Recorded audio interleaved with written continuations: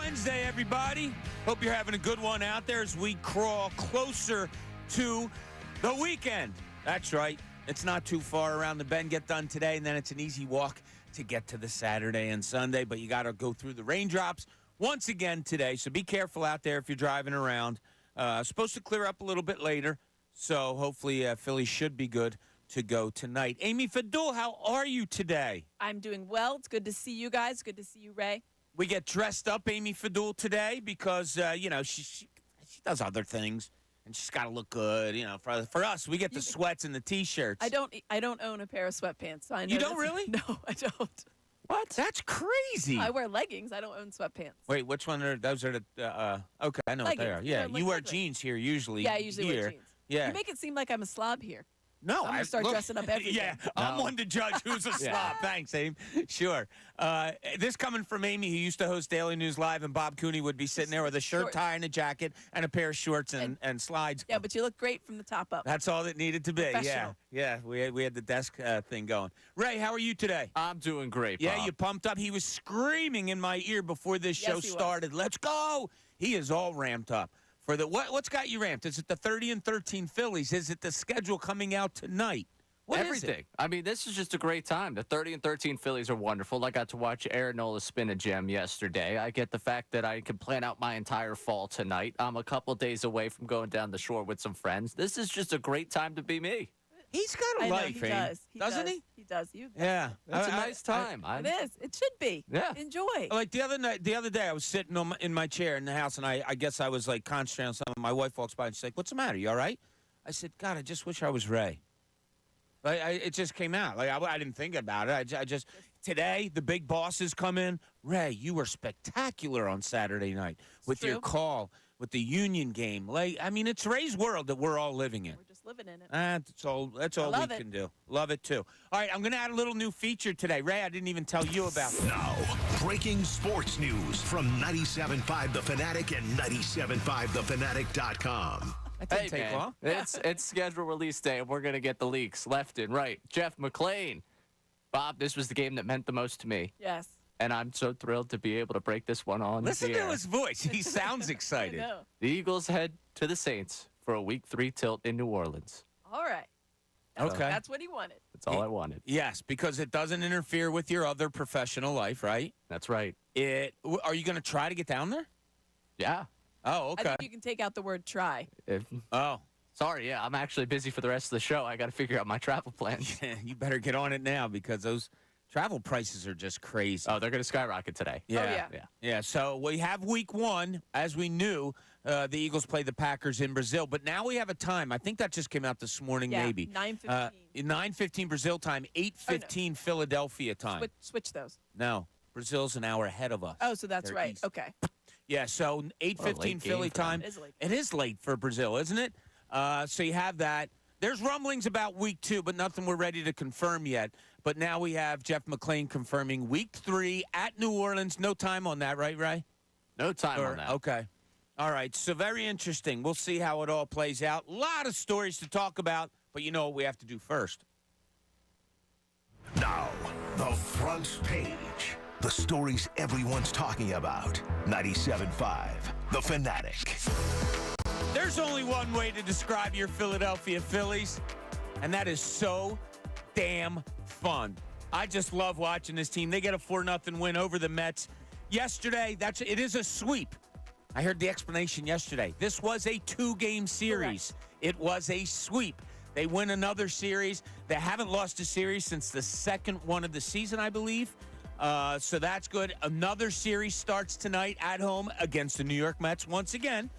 Aaron Nola, complete game, 4 hits, all zeros all across until you get to strikeouts. He had 8 of them, 109 pitches. Amy, I got to ask your reaction on this because Ray and I were talking this morning, and I said something. He said, isn't it great to watch somebody throw a complete game? And I said, I swear to God, if I saw Rob Thompson get up out of that dugout, I might have drove to New York and punched him. I just wanted to see it so badly. When he came up on the first step? That's what I was talking about. Yeah, he was right there. We all were sitting there. I'm doing the post-game show with Ricky, and we're out there watching. no, don't do it. Don't do it. And then he just started doing the signs for Stubbs and whatever Right. it was. And Ricky's then talking about what that meant. I was like, everybody thought that he was going to take him out. Yeah, I was really anxious Yeah, Nola there, did not wanna and come out. glad he didn't take him out. No Harper, no Real Muto. You had players shifted all over the place, playing different spots, and they still come out with the win. Bryson Stott, he hit third in the lineup yesterday. He goes 1 for 2 with 3 walks and RBI. He's got 12 RBI in his last 9 games. Listen to this. In May, Aim, he's hitting 433. It's not like we're at May 3rd, 4th, 5th. We're at May 15th, I think. Such a difference from where he started the season to where he is now. Yeah, love it. Huge difference. Me too. Love it. As a team, the Phillies walked 8 times yesterday, which is okay. That shows me, hey, you're patient. You're hitting the ball. They're scoring a lot of runs, and to still have the patience that they have, I thought that was pretty cool, too. Alec Boehm goes 2 for 4 with 2 RBIs. He's still at 333. He's just a 300 hitter, Aim. That's what he's become, Alec Boehm. First 2 runs of the game, pretty cool. I don't think I've ever seen this in back-to-back games, a guy get hit by a pitch and get an RBI with the bases loaded. I think I saw that it had been over 10 years since Is it happened. really? Yeah, it was something crazy. Yeah, that was nuts. So Alec Boehm gets hit back-to-back days with the bases loaded to drive in the run. Nola, it's the 3rd time in 9 starts this year that he's gone to at least the 8th inning. That's pretty good. Great. Yeah, for people talking about, you got to save their arms, watch how many pitches. The guy's a horse, and it looked really, really good last night. Tonight, at 6:40 Citizens Bank Park against the Mets, you got the perfect cool guy going. That's right, Ranger Suarez at 7-0 with a 1.50 ERA. Phillies sit at 30-13 now. The Atlanta Braves 2 games back at 26-13. So they have 4 games in hand on the Phillies. Dodgers, the team that everybody thought was going to be the best team in all of baseball, they're sitting currently at 29-15. All right, your Philadelphia Eagles, as we said earlier, the opener, it is Friday, September 6th, 8:15 p.m. local time against the Green Bay Packers. I saw a lot of people talking about, what is it, Apple TV? Is it Peacock? Is it this? It's going to be televised also on, what'd you say, Ray? NBC has it? I believe Peacock has it, then it'll be NBC. Okay. All right, so NBC. So don't worry. You don't have to rush out and try to figure all that out. You'll still be able to get it on NBC. We'll continue to look for leaks of the schedule throughout the day because that's the fun part of today. Ray already came up with one. So we know the opener, week 3, jump ahead to week 3, they will be in New Orleans. I would assume. On a Sunday. On a Sunday, good. I assume that's going to be a 1 or a 4:30. I don't know if that's Yeah, I can't imagine that's a justifying. Sunday night game. Yeah. Yeah, it's probably at 1 o'clock. Yeah. But we'll that's see. Good. That's great. Yeah, it is. It is. And I want to keep an eye on the normal games for the Eagles because I was on the phone with a buddy yesterday who has had season tickets for a long time, and we really were playing it out of, okay, what home games do you think might be normal 1 o'clock games? Well, there's some speculation going out about week 2. That was one of the games that we had as a normal 1 o'clock game. And I don't know. I am starting to feel bad, and I guess it's because it's my friends who have had season tickets for so long. The late games are just tough anymore. Yeah, you see a lot of the guys that have, and girls, whoever has the tickets, if they have families, work obligations, those 8 o'clock, 8:15, that's too late. Thursday night games, Sunday night games, Monday night, it's a little tough. And it's tough to get down and back. It is. And you know what, Aim? Even for as long as you've been here, and obviously I've been here longer, the norm was getting over there at 9 o'clock and the 1 o'clock game and home by 6 o'clock, and that's your Sunday. Now that has become the anomaly. The norm is, I don't know, it's either Thursday, it's either Sunday night, it's either Monday night. And the thing is, the league started that, and I got why they do it. But then there's also the teams out there that have the normal week, and you're just like, oh, can't we maybe 2 of them, 3 of them, 4 of them? It's almost you're getting penalized for being good. Yeah, exactly. And that's the way it comes about. Okay, on the national front, the New York Knicks last night, they blasted the Pacers, beat them by 30 to go up 3-2 in their series. They're pretty impressive, man. Yeah, just when you think they're going to be down and out, Jalen Brunson comes out, gets you 44. DiVincenzo, again, is hitting big shots. Hartenstein is, owning the offensive boards. I think he finished with, 17 boards. They're tough, man. word is that Anobi might come back for Game 6, Yeah. and then that would be Yeah, that would be pretty much a wrap. He's been a big miss for them, and they've still been able to win, dominating. Yeah. So Indiana has to win at home for a Game 6. As I said, Knicks are up 3-2. The Denver Nuggets have now won 3 in a row against the Minnesota Timberwolves to go up 3-2 in their series. Jokic goes for 40. They win by 15 in that game. Tonight, the Celtics can close it out over Cleveland at home as they're up 3-1 in that series.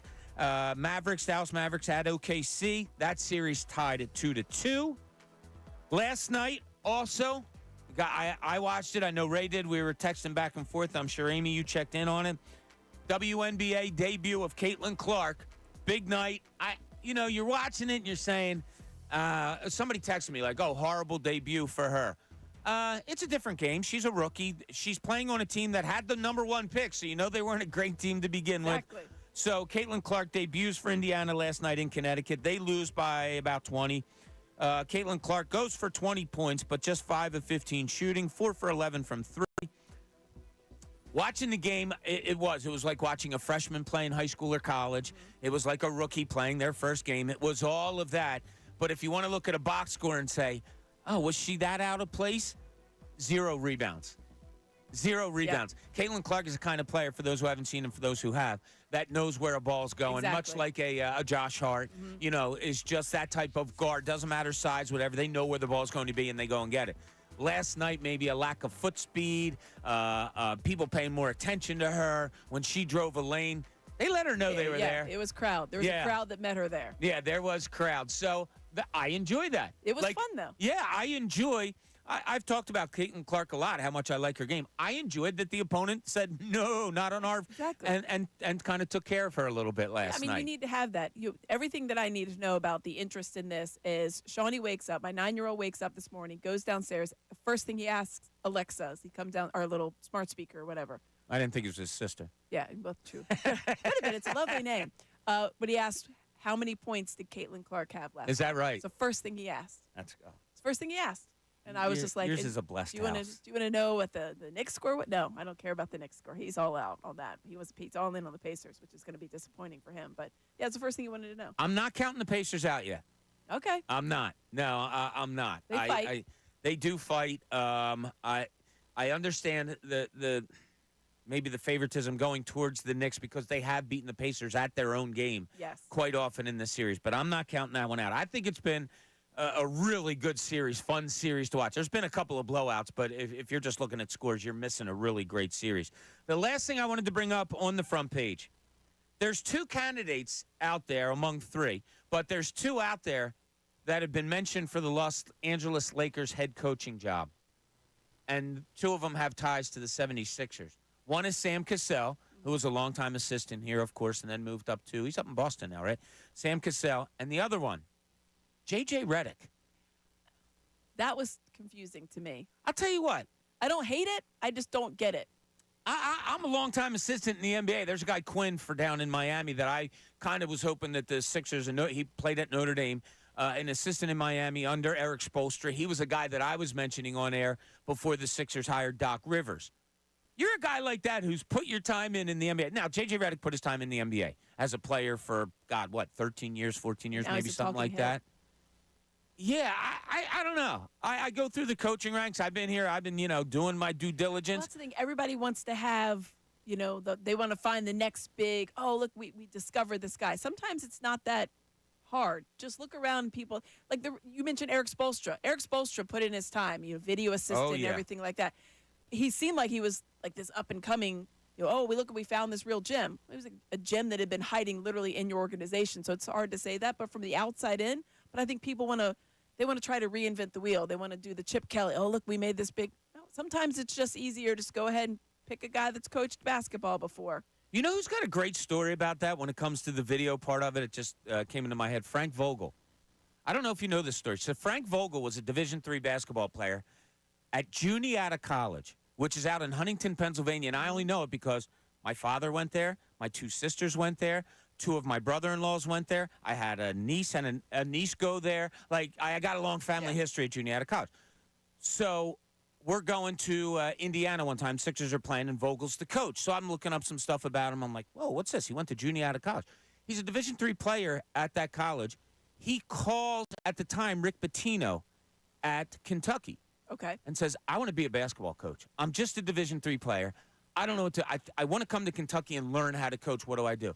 Pitino was like, yeah, come on up, and we'll, if you get in, I'll make you part of the video staff, and so on and so forth. And boom, there I am interviewing Frank Vogel, head basketball coach of the Indiana Pacers years later. See? And it was funny. He was walking down the hallway, and I go, yo, Junior out of college. And he, like, turns around real How quick. do you know that? He did. He's because it's a small little school. And then he and I kind of, had good talks through the years about that. But it just shows you, Aim, whatever you want to do, it's out there for you if you can go and get it. Especially if you're J.J. Redick.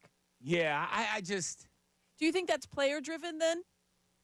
Because I would think... Is he, what's he look like among the players? No, I'm just wondering. So if you're the Lakers, just like Milwaukee, you want to keep certain players happy, right? That's your goal. Yes. And a certain player that you would like to keep at L.A. who has a decision coming up in about a month is LeBron James. You have to consult him. Would LeBron be on board? I mean, I guess that's a big question. Is LeBron on board with J.J. Redick as his coach? Yeah, that's weird, isn't Right? it? The post-game podcast would be fantastic. It sure would. What's it, Old Man and Three? Well, no, because they're doing one together now, LeBron and Oh, JJ. that's right. Yeah, so, I mean, right. they could just get, like, Yeah. thumped by 20, and Hey, then you coach. walk into that locker room, and it's JJ and LeBron just break it down. Well, you guys don't understand. We played a really good game, but you guys don't understand basketball. Yeah, those guys are going to break down all the X's and O's. Yeah. Yeah, this is a real basketball conversation. All right, so the odd new thing I was going to introduce before Ray rudely interrupted me with the breaking news was every Wednesday I'm going to give you an observation of mine. You can think about it, you can talk to me about it, you can disagree, agree, whatever it may be. But I'll give you an observation in the first segment every Wednesday, and I'll give you this one today before we get to our first main topic. How many times have you guys been driving down the road, on a highway, whatever, and you look behind you and you just see somebody racing through, right? Like it happens to us every day. Here comes another idiot. And with my case, it's usually two. If there's one, there's going to be another one because somebody's chasing or somebody's trying to keep up with it. Now, hear me out here. I would say 90% of the time when this happens, and maybe it happens more to me than it does you guys. I'm on major highways. Almost every time I'm driving, somebody comes going 100 miles an hour, flying by. 90% of the time, that person has tinted windows. I did not know where this was Now, going. listen, I am not saying that, all people that have tinted windows drive crazy. I'm not saying that. I'm saying 90% of the crazy-ass drivers I see out there have tinted windows. I pointed it out to my wife like 3 weeks ago, and we'll be sitting there. I'll be driving, and I'll look in my rear view, and I'll go, here it comes, and a car will go flying past. There it is again. And she's even gotten amazed, like, oh, my God, you hit this one on the head. Keep an eye out for it. That's my observation for the week. I think it's a modified car. What do you mean? I mean, like usually if a car has, they've invested to get the tinted windows.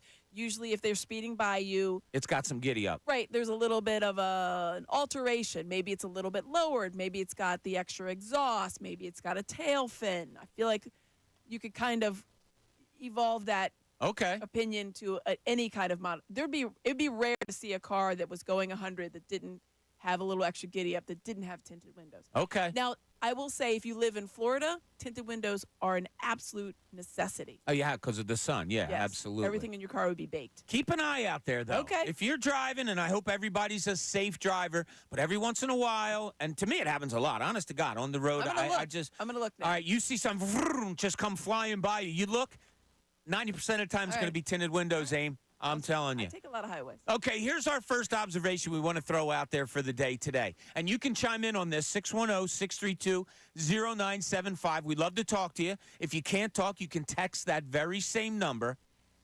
Sometimes teams play well, and you feel like it's overachieving. Like, oh, this is a surprise. Look at how good they are. Other times, it's a series of factors like, oh, wow, those two guys are playing way over their heads, and it's contributed to this really good start. I feel like this Phillies team is different. You know why? I feel they're that good. I do. I don't think that there's anything out there right now that is not sustainable.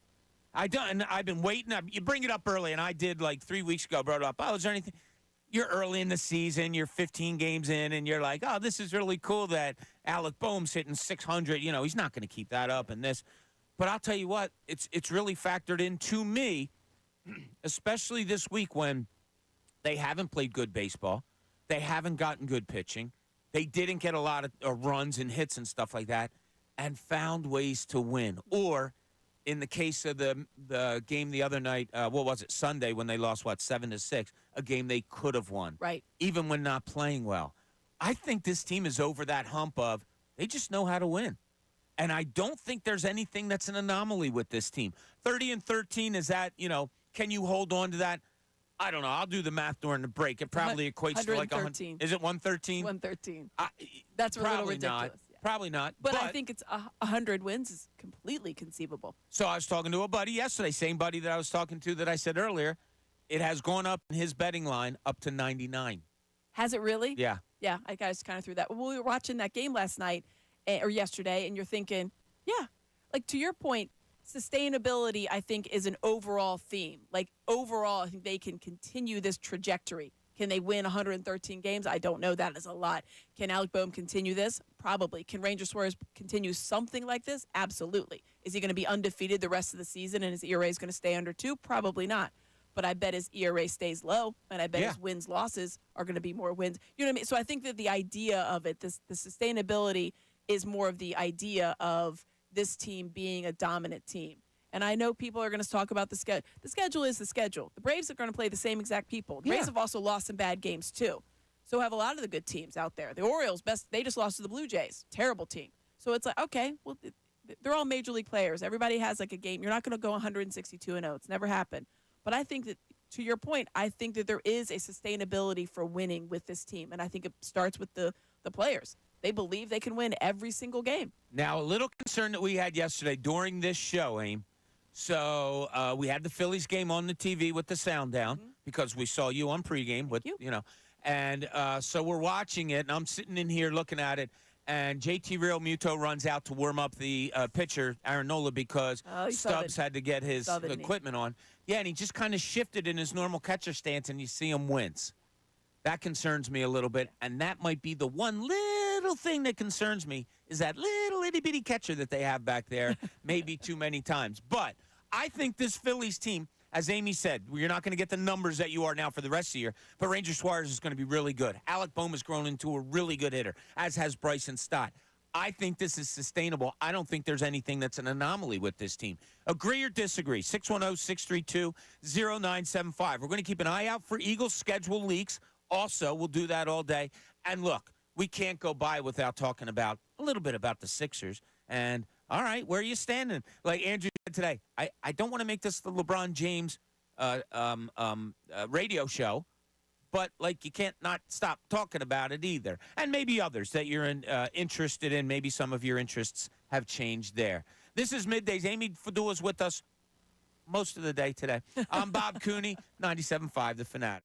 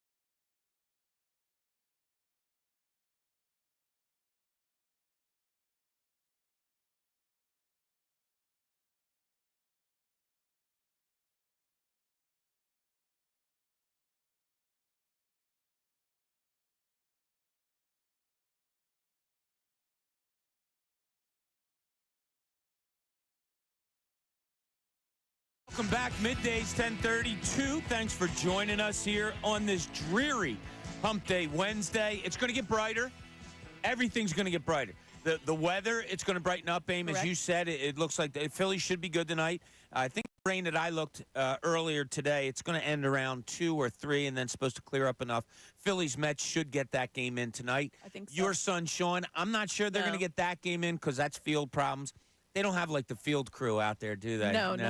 Not people working on the – yeah. I remember when I played men's softball, it was, like, a pretty serious thing. There was a team that was always one of the best in the league. If it rained like it did today, they would, like, take the day off to go out and put dirt out and get the field ready to play. Diamond dry out there. And we'd be walking up like, what are you guys doing? They've been there for, like, hours on put their own end. tarps over the infield. They got their, like, wives out there raking and – but, so Little League, I don't know. You might not be a go tonight, but maybe. Maybe whatever field you're playing on might be a go. Some YouTube guys, thank you for all you do. We love you guys. Ed Wright, I saw on YouTube you said you had a rough week and you need some good sports talk today. Ed. Hope we're here for you. I hope the week wasn't that bad, but I hate to see that you're having a bad week. Hopefully we can help you turn things around because don't like anybody going through anything. So we're here for you. Also, people on there were kind of bad-mouthing me, saying that I'm repeating the tinted window thing. Have you had this take before? I didn't know I said that on there before. But I'm not real good at that. Do you guys have people to come up to you and they'll be like, oh, remember what you said on Wednesday about, and it'll be the weekend. I'm like, dude, I don't remember what I just said 5 minutes ago. Oh, yeah, I remember. Like, I know what I know because I don't lie. I don't make up stuff on the air. Right. If I say something, I thoroughly believe it. Yeah. Oh, okay. I'll remember But I that. do. Like, I've said this. With this story before. Did I do the tinted windows before? Yeah. I apologize. No, it's okay. I'll see if I can come I up was with... as entertained the second time as I was the first. All right. Anyway. It's true. It's still true. It still holds true. Yeah. It's still Here's my great. other observation. Ray gets on my nerves sometimes. That's not factual. Yeah. Come so on. a little behind the scenes. So we are before we started the last segment, I got in the Ray's ear and I said, hey, you got to come in here on our first break because, Amy takes a selfie of us every day and throws it out there on Twitter. Ray screams in my ear, Right. I'll be there, Bob, I'll be there. Okay, man, whatever, tough guy, sorry about that. So we get towards the end of that last break that we had, and I just calmly say, hey, Ray, did you forget something? And sheepishly, he looked up and goes, okay, I forgot. I'm sorry. So we're not all perfect, Ray. Just remember that. I know that. But right now, your Philadelphia Phillies pretty much are perfect. And, Amy, you bring up a good point. I said that I don't think there's a lot of anomalies going on with this team right now. I really don't. I think that everything that they're doing pretty much is going to be something that's sustainable. And I also think there's some improvement to be made. Like, I think Nick Castellanos is probably, because of this slow start, before the season started, I was looking between 255, 265. I'm going to have to dumb that down to like the 240, 45 area. You still have to go on quite a hit streak. Right. In order to get there, he's at like 200 now. In order to get there, he's going to have to get hot. Alec Boehm, is he a 333 hitter? I'm not going to put it past him that he can't go 310-ish. I was going to say, he's definitely a 300 plus. Yeah. There's no doubt in my mind. No, I agree. Ranger Suarez, no, he's not going to go undefeated with a ERA of like 150. But I think he's going to be a really, really good pitcher in this league for this season, especially. Aaron Nola, what we saw out of him last night, this is good Aaron Nola. Yes, this is what you wanted to see. You saw a lot of his pitches doing he was really fooling those Mets batters. And it was fun to watch because when you looked at the changeup especially, it was doing everything he wanted it to do. The one was in the 7th inning, someone actually hit him, and that's when people were like, uh-oh. Like we were sitting, it was a perfect through 5. And that's both exciting and a little bit panic mode for like us. We're sitting back there, okay, now we're scrambling. Like we have to get all this sound. We have to get everything, like things are in place. Sure. That's a little early, but you at least have to be prepared for it. I know he didn't even think about it. I think most people probably don't think about it until you're through 6, and then especially 7. But when he got that hit, and then he mowed down everybody else. It was like 1, 2, 3. That's when I thought, okay, this guy could go the distance because it didn't rattle him in the ways that we'd seen the previous 2 starts. NBC Sports Philadelphia yesterday had a great graphic. And it was, I think Nola was up to 7 strikeouts. And it showed the 7 pitches that he had thrown to get the strikeout. I think one of them was in the strike zone. That's the thing.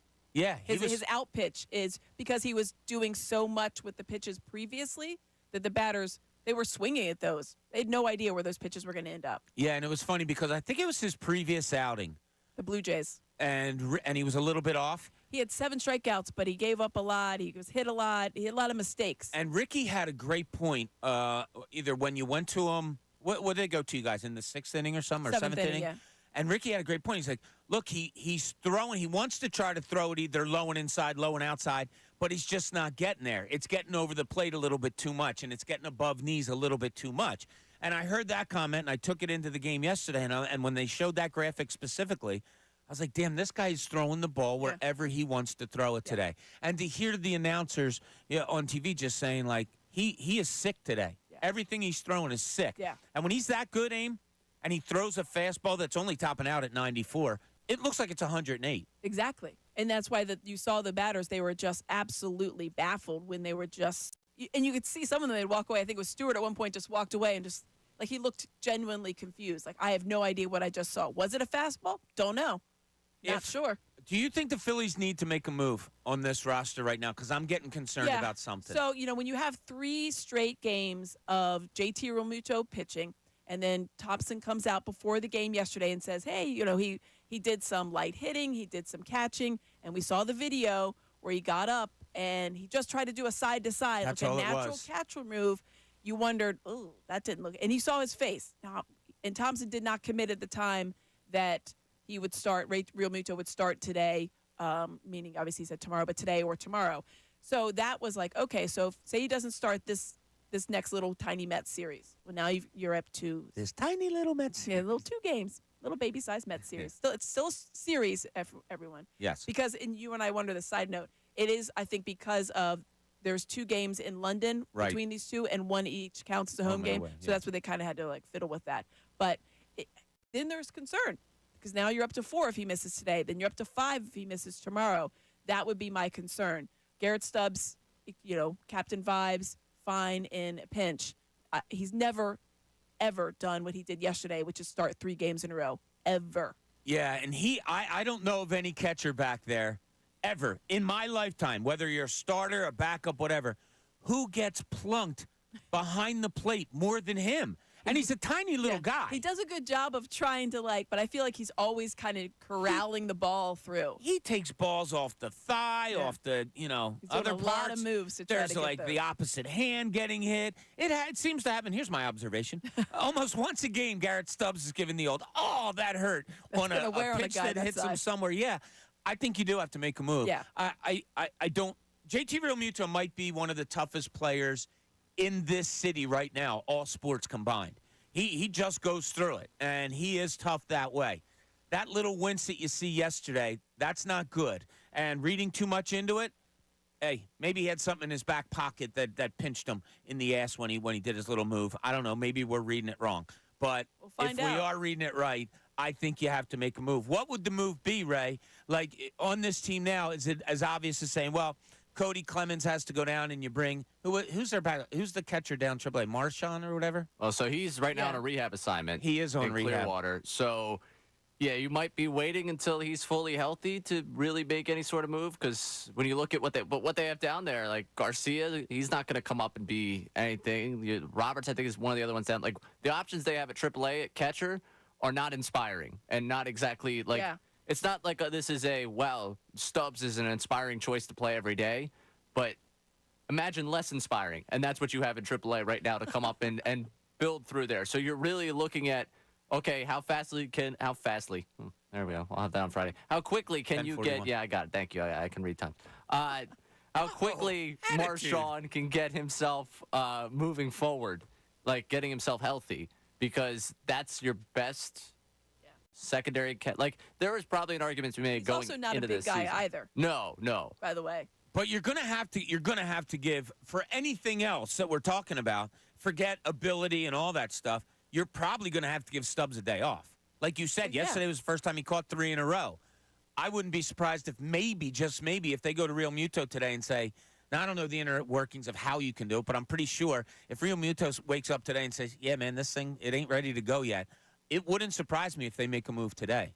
Well, they did also say they were anticipating him today. So if he's not ready to go today, like that is the sign of, okay, you have to make a move, but you don't have anyone else in AAA that's a 40-man roster guy at catcher, which is another thing. It's just Marchand.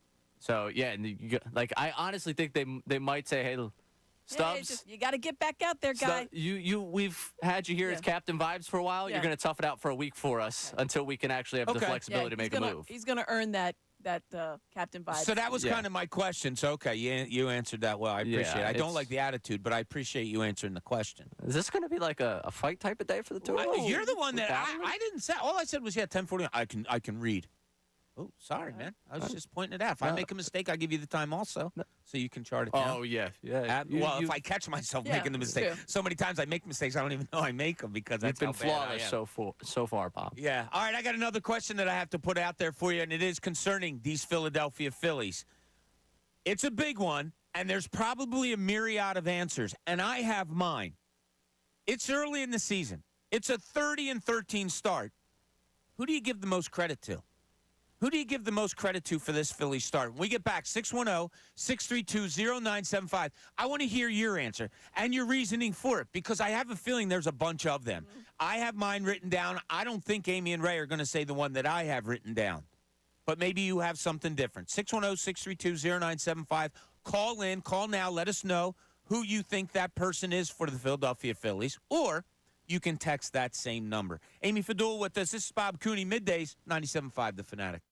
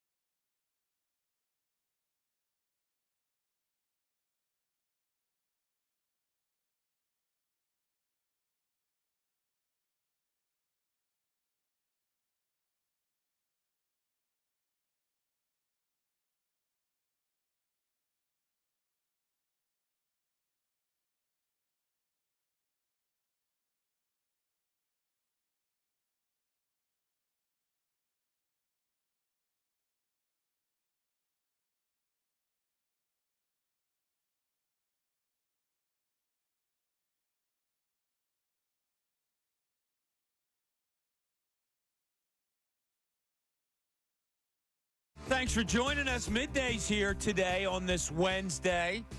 Big Wednesday as we get the schedule release and all the leaks are coming out and everybody's going, ooh, can I trust this one? Ooh, can we trust that one? What's going on with that one? Brendan Petrilli just came in here. Oh, Aim, I just put my contact in. It's burning my eye. Brendan Petrilli came in here and said, I got the whole schedule. Got it all right here. We're all like, sure you do. Yeah, we're like, yeah. So it's one of those days where you got to learn who to trust, who not to trust. No offense, but our backgrounds, Amy and myself, our backgrounds don't allow us to just willy-nilly say, oh, look, Yeah, week just two. One guy says it. Yeah, we don't want to do that. We don't want to give you false information. Not that people are putting out false information. They believe it. I'm sure they do. Which is fine, and a lot of them may be right. But we'll wait on that. The one that we have gotten so far, it looks like week 3 down in New Orleans. And if Ray seems a little bit off during this show, it's because he's trying to book a flight. He's trying to find the best hotel. He's trying to set up a dinner reservation at what's his face? Acme. Oh my God, what's Acme Oyster House? No. Well, Acme Oyster House. Yeah, Bobby but Flay? who's the guy that goes bam? Why is his name? Emeril Emeril Lagasse. Emeril Lagasse. Yeah, Love Emeril. one of his places. We were when I was covering the Sixers. Scotty Rigo, our friend, had a guy. Scotty has a guy everywhere. Yeah, he's got But he lot had a of guy. guys. So he calls me when I was about to get on the plane to go down to New Orleans, and he's like, "When are you getting down there?" Tell him whatever. He goes, "All right, tonight we're going to Emeril's new place." I'm like, "What?" He goes, "Yeah, I got a guy." So we went in there, and they were serving us like family style. They were just bringing stuff out. We didn't even order. They just brought, here, try this, here, try that. Oh, my God, what a night it was. I can't imagine. Oh, it was absolutely terrific. All right, the question that I put out there on the table, we want to hear from you. Call now, 610-632-0975. I'm going to ask Amy and Ray first, but I asked the question. The Phillies are sitting at 30-13. I think it's sustainable. I think they're going to be one of the best teams in baseball this whole season. I think they're going places. Who do you think has the most? Who do you give the most credit for this team going 30-13 so far? I have my answer. Amy, what is yours? Starting pitching. I'm going to use the conglomerate of starting pitching for that one. Just because I know the bats have been doing their thing, and you're seeing them come alive earlier than what we expected and what we've seen in the past. But I think the starting pitching will always be, one, the more sustainable because of what I've seen over, the 7-8 starts for a lot of those guys. And two, when the bats ebb and flow, as invariably they will, starting pitching will be able to pick up. All right, starting pitcher goes Amy for the most credit. What about you, Ray? You there also, or do you have something else? Dave Dombrowski. Bing, bing, bing, There you bing. go. You took mine. Yeah. I mean, I think built the team? Yeah, he built the team, and you talk about starting pitching, also the bullpen. I mean, these are guys that he's identified, he went out and acquired, and again, I feel like there's more of an identity to what they want out of their pitching and what they want to build as an organization in terms of depth than they've had in the last decade, with him really leading the way. So I think that's been the biggest thing for me. You get off to this start because I think this is the culmination of the way he builds a team and the way they've built it over the last couple of years. I'll go even an opposite way in giving him credit. I'll give him credit for what he didn't do.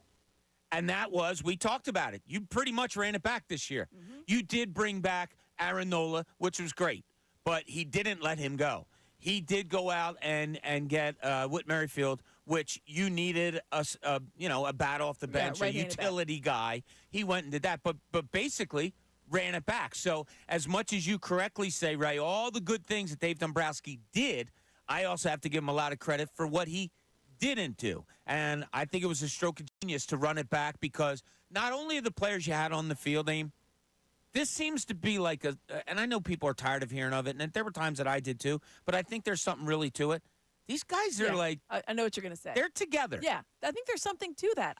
I don't like when people dismiss that because if you're not going to give credit for a locker room or a clubhouse, in this case, coming together, then you can't say that it's a reason for teams not doing well. You know what I mean? Because I feel like that's absolutely going to be an excuse in any sport. Oh, the locker room was disassociated. You heard about it sometimes last year with the Eagles during that slide they had. Well, there was not a lot of communication.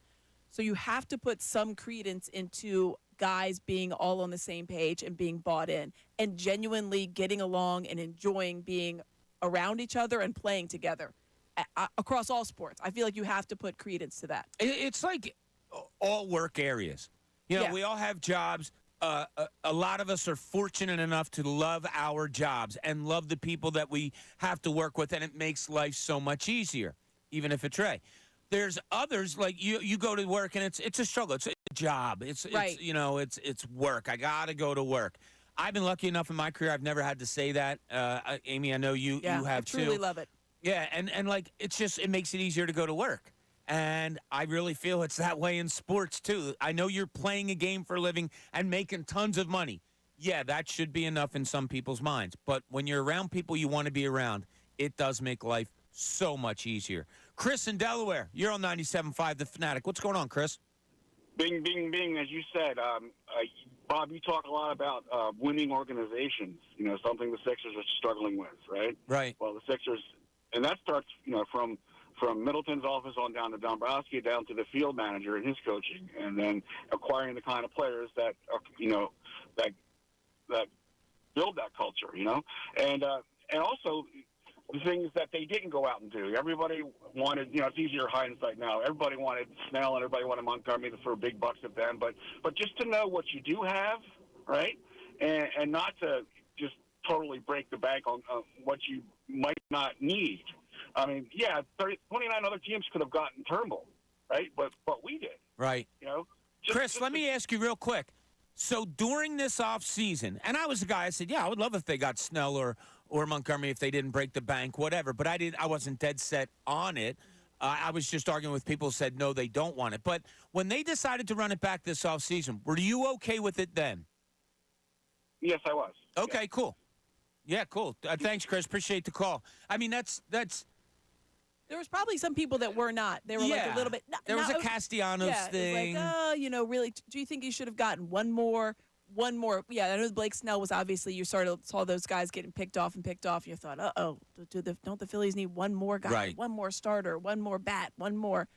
And it wasn't to say that you were disappointed, but it was just you thought a little longing, like just maybe one more. And now you're looking, I don't know, and maybe that'll come to fruition later. Trade deadline, different things that happen later in the summer.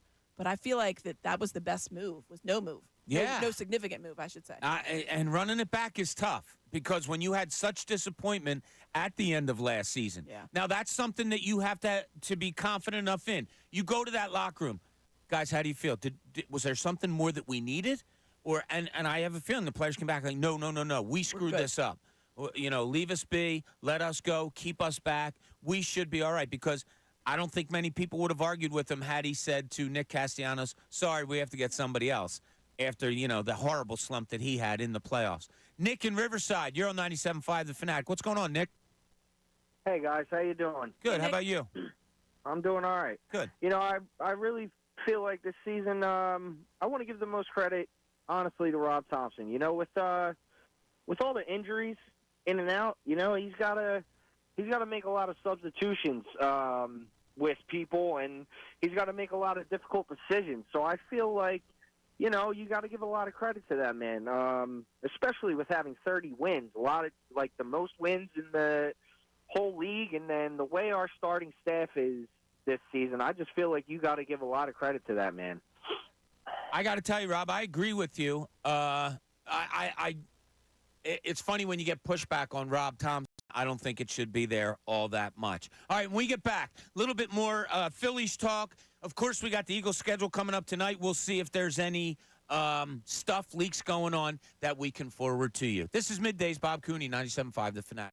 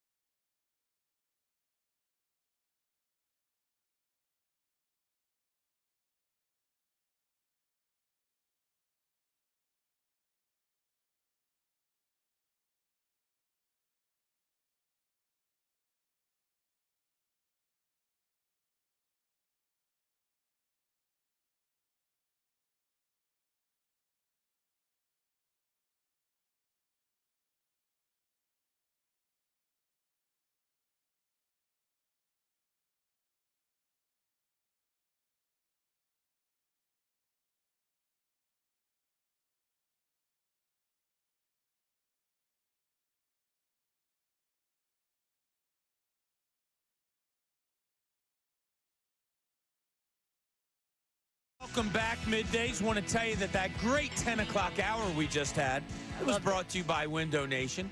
Take advantage of Window Nation's 50% off sale on all style windows. Plus, make no down payment with no payments and no interest for 12 full months. Call 866-90-NATION or visit windownation.com. Aim, I have a, how do I describe this? There are thoughts about me when it comes to meetings that I don't think are correct. Okay. Oh, this is So Connor Thomas just came in. He was talking about something. He's shooting his mouth off, blah, blah, blah, blah, and which he does a lot. So he's like, Bob's not even paying attention to me. He's acting like he's in a meeting. He acts like he doesn't get.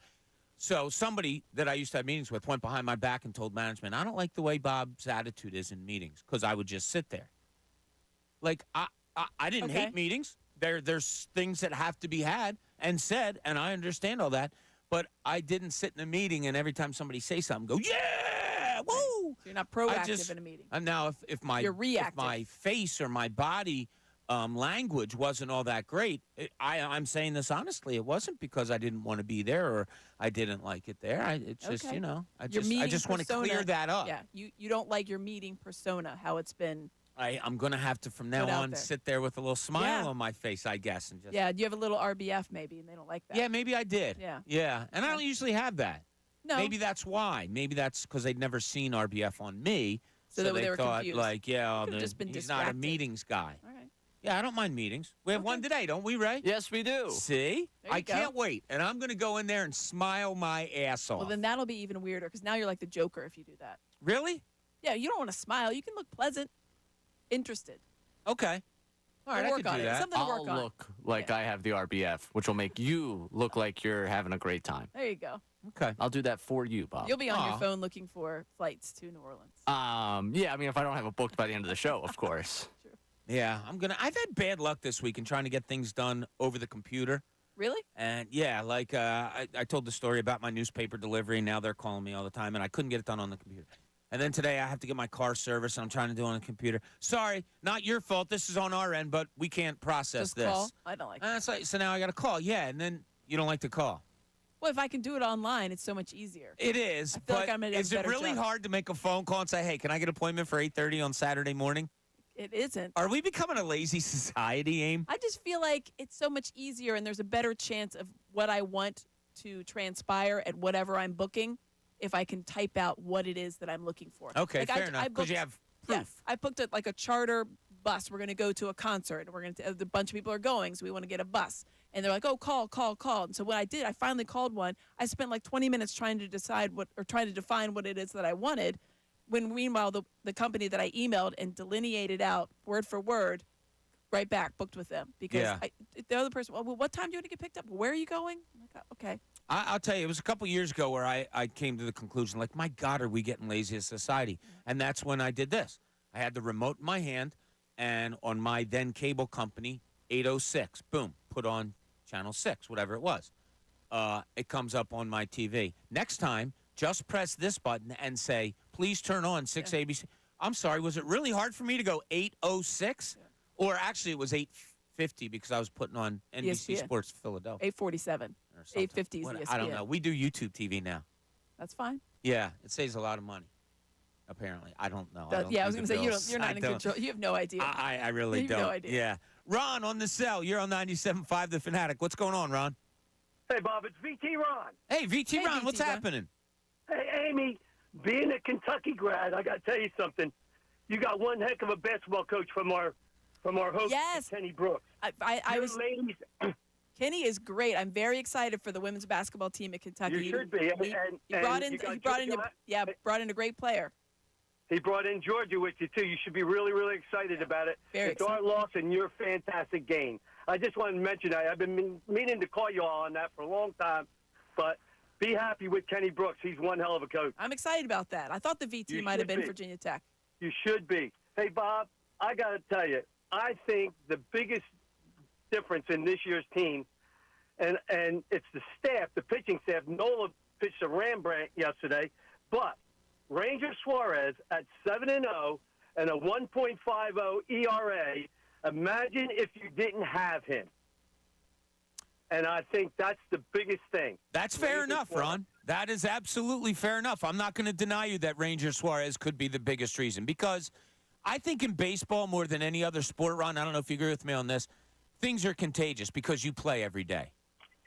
So Amy put out the whole pitching staff as the reason why. Well, a big part of that might be because they're watching Ranger Suarez, and maybe a little of it is contagious. You know, Bob, I got to tell you, even through the playoffs last year and everything, and even last year how he finished up, you knew Ranger was probably going to be special. Now, is he going to continue? I hope he does. I hope his arm stays intact. But, man, what an addition to that pitching staff, what he's given. And whatever the whole rest of that starting pitching rotation, that could take you through the whole year. That can take you through the whole year. You stay out of that bullpen, and if you do got to go, you got Alvarez. And come on, what more can you ask for? I think that's the biggest key. I really do. I agree with you, Ron. VT, Ron, thank you so much. Appreciate it.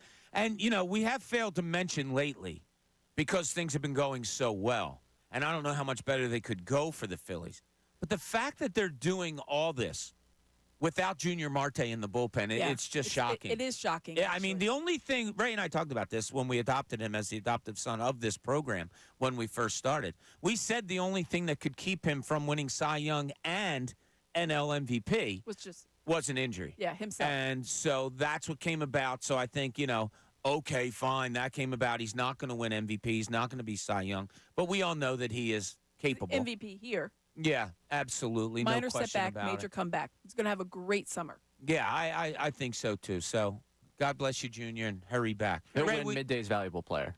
Right. Yes. Yeah. That's still Well, I don't even know if he can win ours if he's not playing. I mean, he's control still our the narrative. son. Yeah, I we was still gonna say. love him. This is our 4 hours to give out valuable Exactly. player awards, and he'll be our Midday's valuable player. Okay, we could do that. Yeah. Ray, we have some texts on this subject. Yes, we do. People are giving out credit left and right. We got a texter checking in for the first time from California. Oh, nice. The reason we're 30 and 13, Thompson starts at the top. Now, when somebody mentioned it earlier, I caught eyes with you, Ray, to wonder if you were going to shake your head no when somebody lauded Rob Thompson as the reason. I don't know why I have it in my head that you might have some comeback to that. Then there is comeback that people can have, but it wasn't you, right? No, I'm Okay. as pro Thompson as they come. Honestly, Okay. I think people are upset with how pro Thompson I am.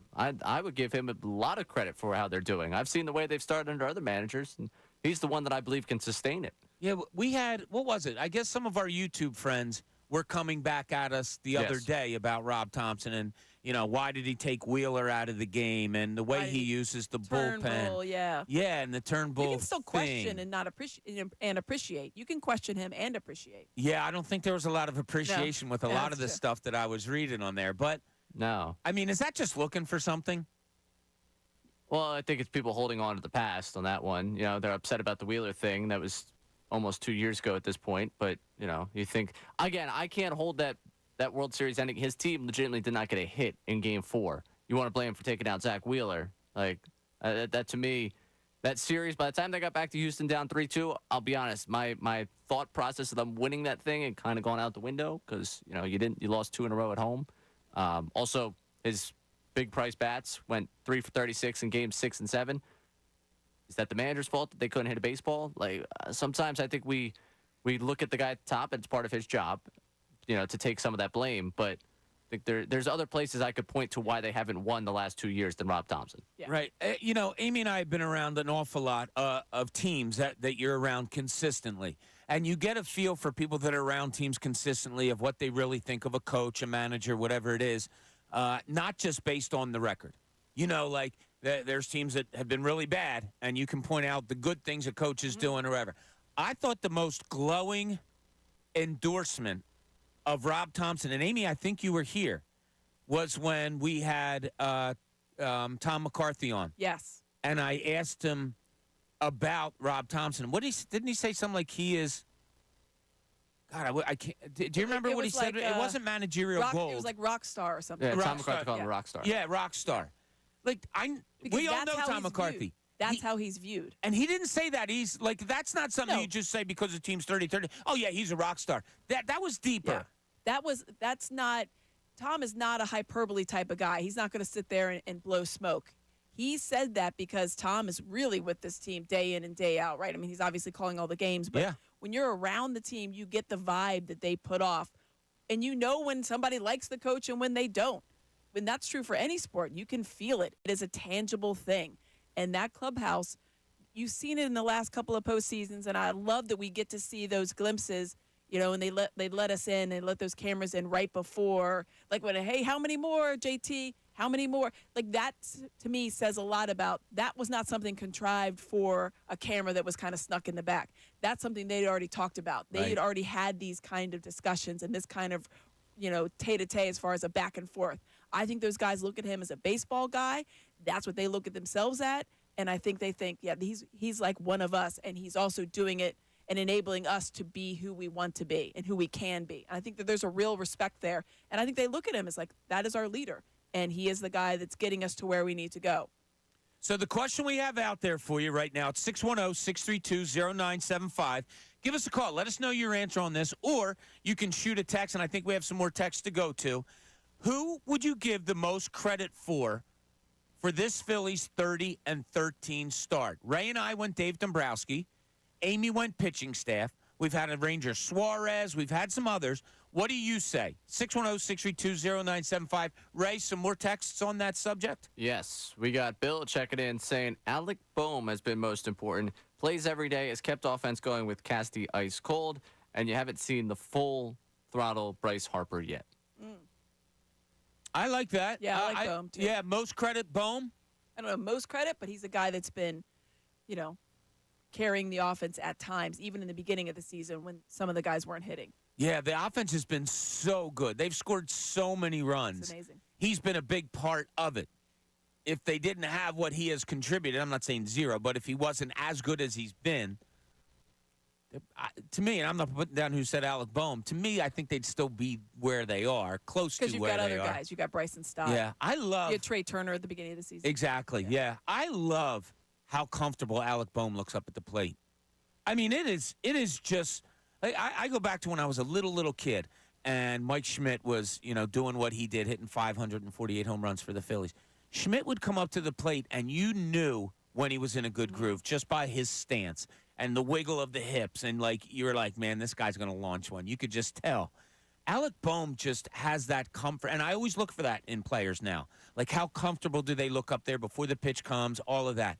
To me, Boehm has it. I think Stott's got it right now, too. Yeah, he's on a tear. Speaking of the comfort level, you mentioned how they look when they step into the batter's box. And Boehm just has it. Shoulders are relaxed. He can put his hands where he doesn't have to force anything. He has a nice wide stance, and I think that he lets everything come to him. That's a comfort level. And the way that Stott is now hitting, I think you're seeing some of the similarities there as far as how he's setting up and how he feels. Because there is no question. Like, if you're playing any kind of sport, especially if it's a sport where you have to hit a ball, like baseball or golf, and you address the ball, a million things are going through your mind. But if you're hitting it well, not a million things are going through your mind. You know what I mean? Yeah. You're just going up, see ball, hit ball. And I think you're seeing that with those guys because they're trusting themselves so much, and it's being rewarded because they're hitting and racking up RBI. And the great thing about him, and we're talking about Bryson Stott, who went 1 for 2 yesterday, 3 walks, an RBI. In the last 9 games, he has 12 RBI and is hitting .433 in the month of May. And he is such a good two-strike hitter. Yeah. What do you equate that to? Now, Bryce Harper started this year with the no-stride, two-strike approach, right? Yes. Where they take their stance and they don't stride that lead foot, with those two, both cases being the right foot. They don't stride into the ball when they have 2 strikes in order to shorten up their swing. Do you think it's mostly for Bryson Stott being a great two-strike hitter? Because I'm enamored with this. Is it more physical or is it more mental that he's so good at it? Yeah, it's interesting because the physical nature of it has to be how you set up and how the mechanics are going to enable you to hit whatever you're going to see. But the mental aspect has to be considered maybe more so because you have to see the ball and you have to calculate in your, okay, now what am I looking at? What am I expecting? Let's just face it, you're guessing up there. You're trying to guess to see where it might go. You don't see a 100-mile-an-hour fastball coming. You're hoping that's what it is, and you're going to swing where you think it's going to be. So to me, you can't discount the physical nature of it just because of how those guys set up. And you mentioned, obviously, the no leg kick for when they have that. And not everybody does that. It's kind of. I remember the first time I saw Harper do it, I was like, well, that's weird. Yeah. It's odd to see, but it works for them. And I think that you have to have that. But for me, it would be if you had to equate, like I had to put a value on it, I would say it's more mental for me because it's such a mental thing. You're already down 2 strikes. It's a desperate swing in a lot of people's minds, but for them, it doesn't appear to be a desperate swing. You know what else I loved about this 2-game sweep of the Mets up in Citi Field? First sweep of any kind since 2013 at Citi Field.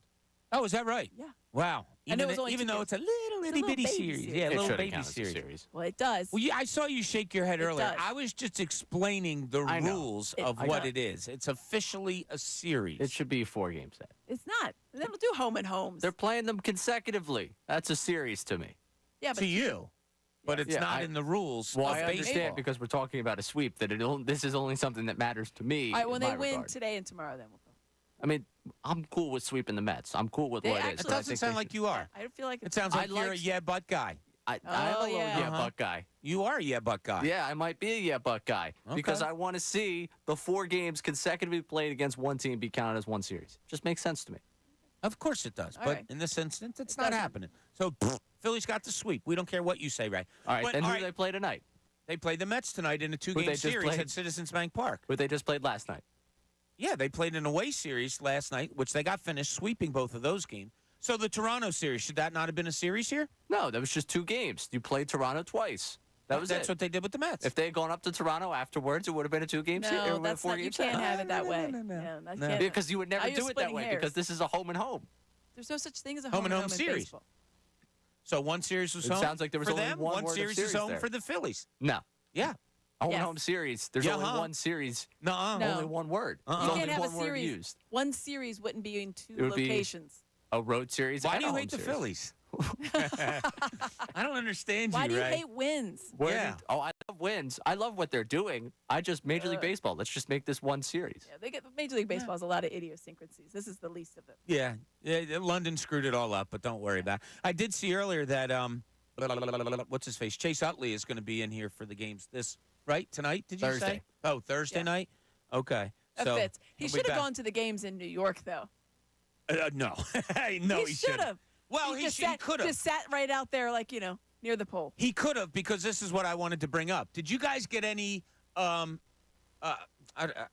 put back or any relief, happiness that there were so many Philly It fans was in so there? great. Every time they took and there was, I thought it was a decent crowd for a 1:00 game. Yeah. Up there in New York, And it was all Phillies. Every time they you could they started cheering, and I was like, oh my gosh! It reminded me, unfortunately, of when you could hear on the broadcast when the Sixers played the Knicks. Like, Exactly. Well, that's what I was. like, Yeah, little But, like, I a love little it. retribution Yeah, there. a little Ray, bit. more text on this Phillies subject. Yes, the hero is the bench, having multiple players come in and play multiple positions to fill in where needed and having much success doing it. Sosa, Witt, and Clemens. Huh. It was funny because when I was preparing for today's show, looking at the Phillies box score from yesterday, it was only the bench guys that didn't get a hit. Yeah. It was Stubbs, it was Clemens, and it was Whitfield. Merrifield. Whitfield. Go ahead, 121, Ray. 1121. That didn't get hits yesterday. It was all the regulars that had hits. Yeah. So, But, like in the like you'd seen Whit Merrifield come through. I mean, obviously he was a real spot start. He was 10 minutes before, like, hey, Bryce just can't go, and so we need you to go over to third when they move Boom to first. But Cody Clemens has came up big a couple of times. yeah, home That's run. kind of the only run. Sosa's Another had guy some that good. they Yeah. love. Sosa. Yes, Why wouldn't you love him? Edmundo. I think there's a lot. I think a lot of the guys on that team look at Cody Clemens and realize like he's a major league player. He's just caught in a numbers game here, but that is a guy that can contribute on a winning team. I think there's a lot of belief in that. Yeah, I do too. All right, when we get back here, I have a question about this Eastern Conference series going on between the New York Knicks and the Indiana Pacers. We've talked a lot about how Daryl Morey needs to build this Sixers team. We've also talked a lot in the past about how leagues are copycat leagues. You see somebody doing something, you say you want to do it too. I'm going to tie those two together for you to see if we have an answer for you. This is Middays. Amy Fadul's here with us. Bob Cooney, 97.5, The Fanatic.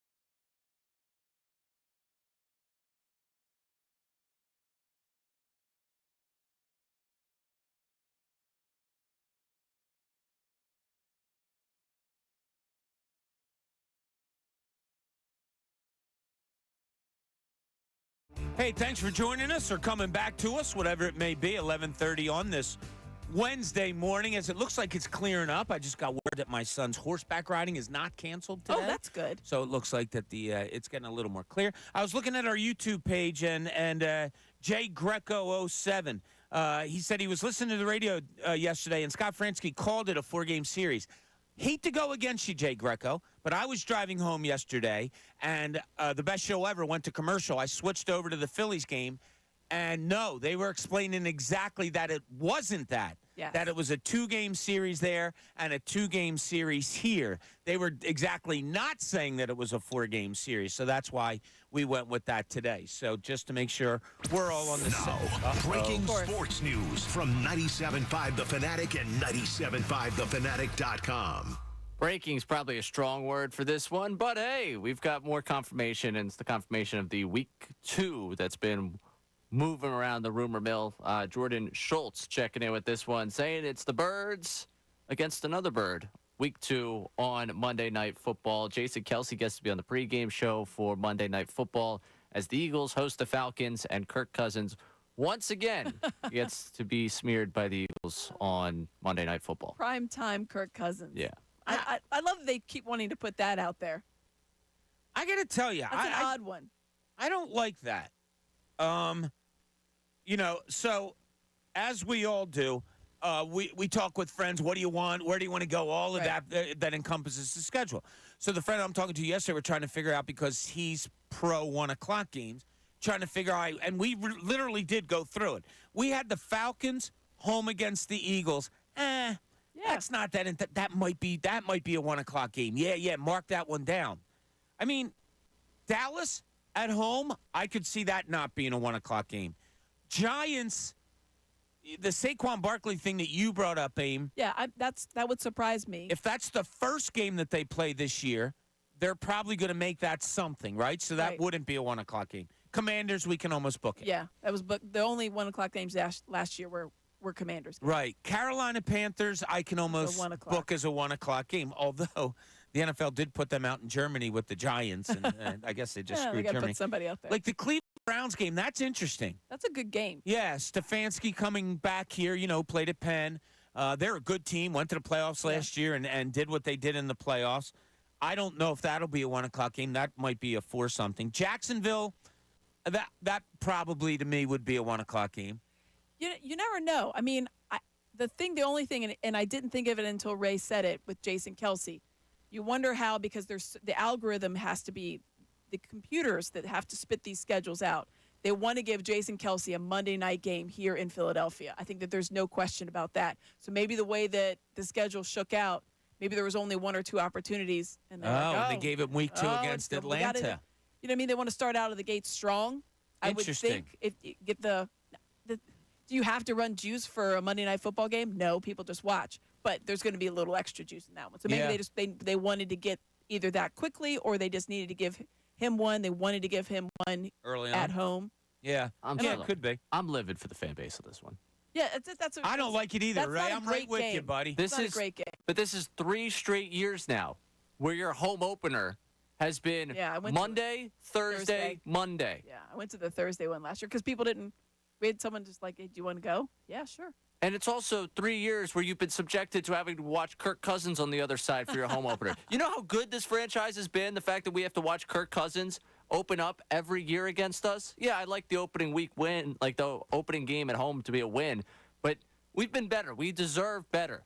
Yeah. And the prime time, again, Monday, Thursday, Monday for the last 3 years. That's what you've been given as your home opener. That sucks. Yeah. That's horrible. I agree with you. And this opponent does not say Monday Night Football. I feel like it's a Jason Kelce Monday Night Football move. Yeah, you're probably right on that, Aim. I'll give you that one. The last home game besides the Packers that's in Brazil is the Pittsburgh Steelers. I think it was 2 years ago on that beautiful sunny Sunday. I think that was a 1 o'clock game. Yeah, A.J. Brown had a day of it. I think 2 or 3 touchdowns. I roasted in the sun that day. It was Did an you amazing really? Game. Oh, yeah. Beautiful day. I remember. September day. Right. I remember driving home. We did the pregame show. I beat the crowd going in. I go the opposite way. Went to friend's house to watch that game.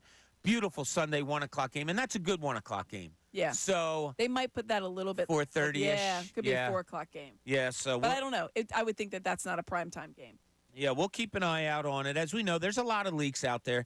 We just want to be careful to make sure that we're absolutely positive. It's mine and Amy's journalism background that we don't want to give you false information and just throw things out there. So when we're pretty sure of things, we'll let you know. We are fully aware that there's a lot of people out there that have put out full schedules for the Eagles, but we're not ready to run with that yet. What's up, Brian? By the way, in what we've gotten so far in the first 3 weeks, you are left one Sunday left in September for potentially having a home game on a Sunday. Like, that's prime tailgating season right there.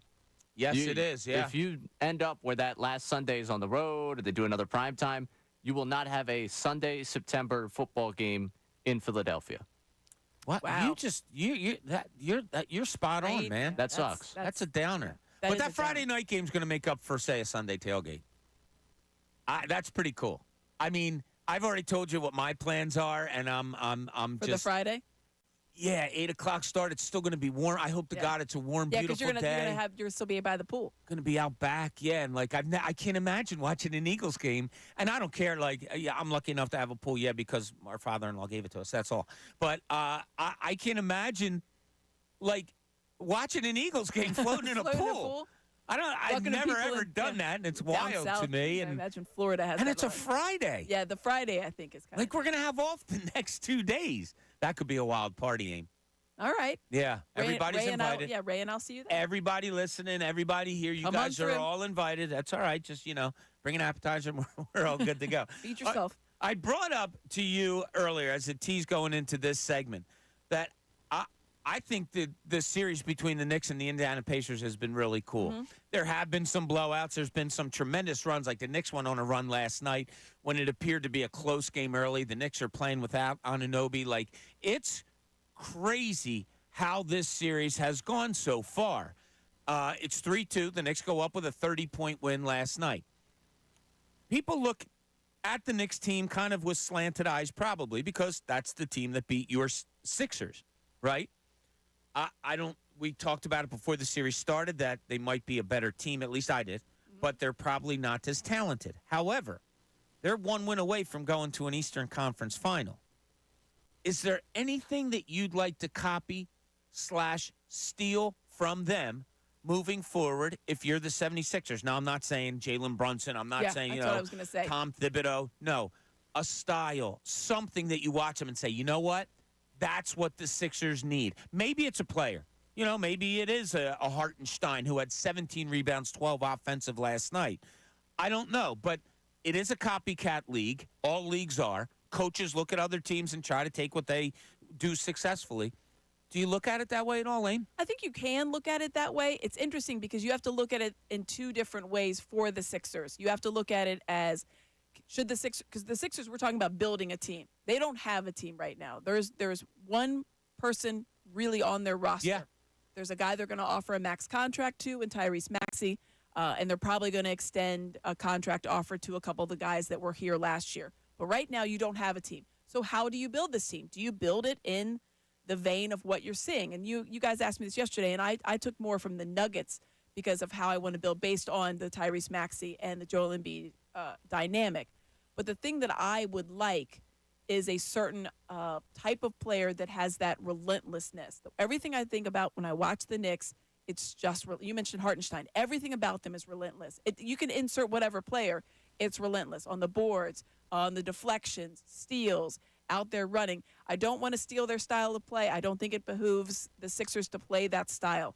I would steal one of their players. I'd steal several of them and insert them to try to play a different type of game. And I mean not the speed, but the way that they are attacking the rim, both offensively and defensively, the way that they really pick up defense.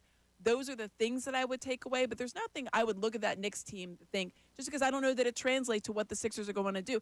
You have to start from the top. You have to ask Nick Nurse, what do you want? Do you want to build it in the mold of how the Raptors were built, which is not dissimilar to what the Knicks are doing? That Raptors team, apart from Kawhi, and obviously Kawhi put them over, was a similar vibe. Yeah. As far as a defensive lead, they're going to knock down, drag it out of you, and obviously Kawhi is going to take you over the top. Do you build something like that? Because you have a completely blank slate. So I don't know that I would build completely with what the Knicks are doing, but there's the relentlessness and that desire. if you could have a bunch of those guys, and I'm not talking about dogs. I think we took too much stock into the dog. I need a guy that actually can play. I don't need PJ Tucker or Right. Pat Bev. Right. I need Josh Hart. He can play. That's teachable to me too. Like The you know, relentlessness? it is. It's I obviously mean, part of their makeup. oh, there's no question. Everybody has to buy in. You look at Dante DiVincenzo get up on defense. As soon as his man crosses half court, he's in his grill. Josh Hart, like he's just relentless everywhere, all over the floor.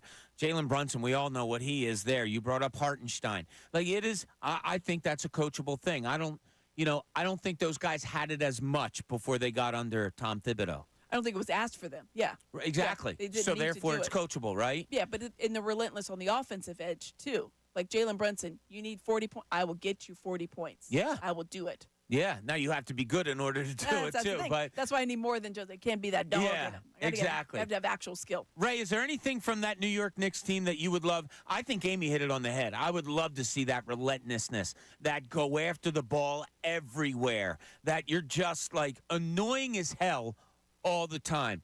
Is there something from that Knicks team that you would like to see the Sixers kind of swipe? I mean, the relentlessness is nice. The number of guys that can come off the bench and just knock down a shot for you. We thought we had that this year. We thought we were going to get that. Buddy Hield didn't quite give you that in the postseason until that last game. Campaign came off and gave you a bit of that. Part of that, I think, also goes back to the wing that didn't score. That I'm done mentioning his name because we talked about him too much. Like that, to me, they just have had guys. It feels like every time, Thibodeau points down at the end of the bench and says, all right, you're up. Somebody's coming in there confident to knock something down. And that was obnoxious. But the relentlessness, I think, is certainly there. The rebounding, I know we beat that conversation into the ground. I don't really have a ton that I feel like I'm taking from the Knicks because I don't see the Knicks as the model to build. I see the Knicks as a team right now that's having its moment, and good for them.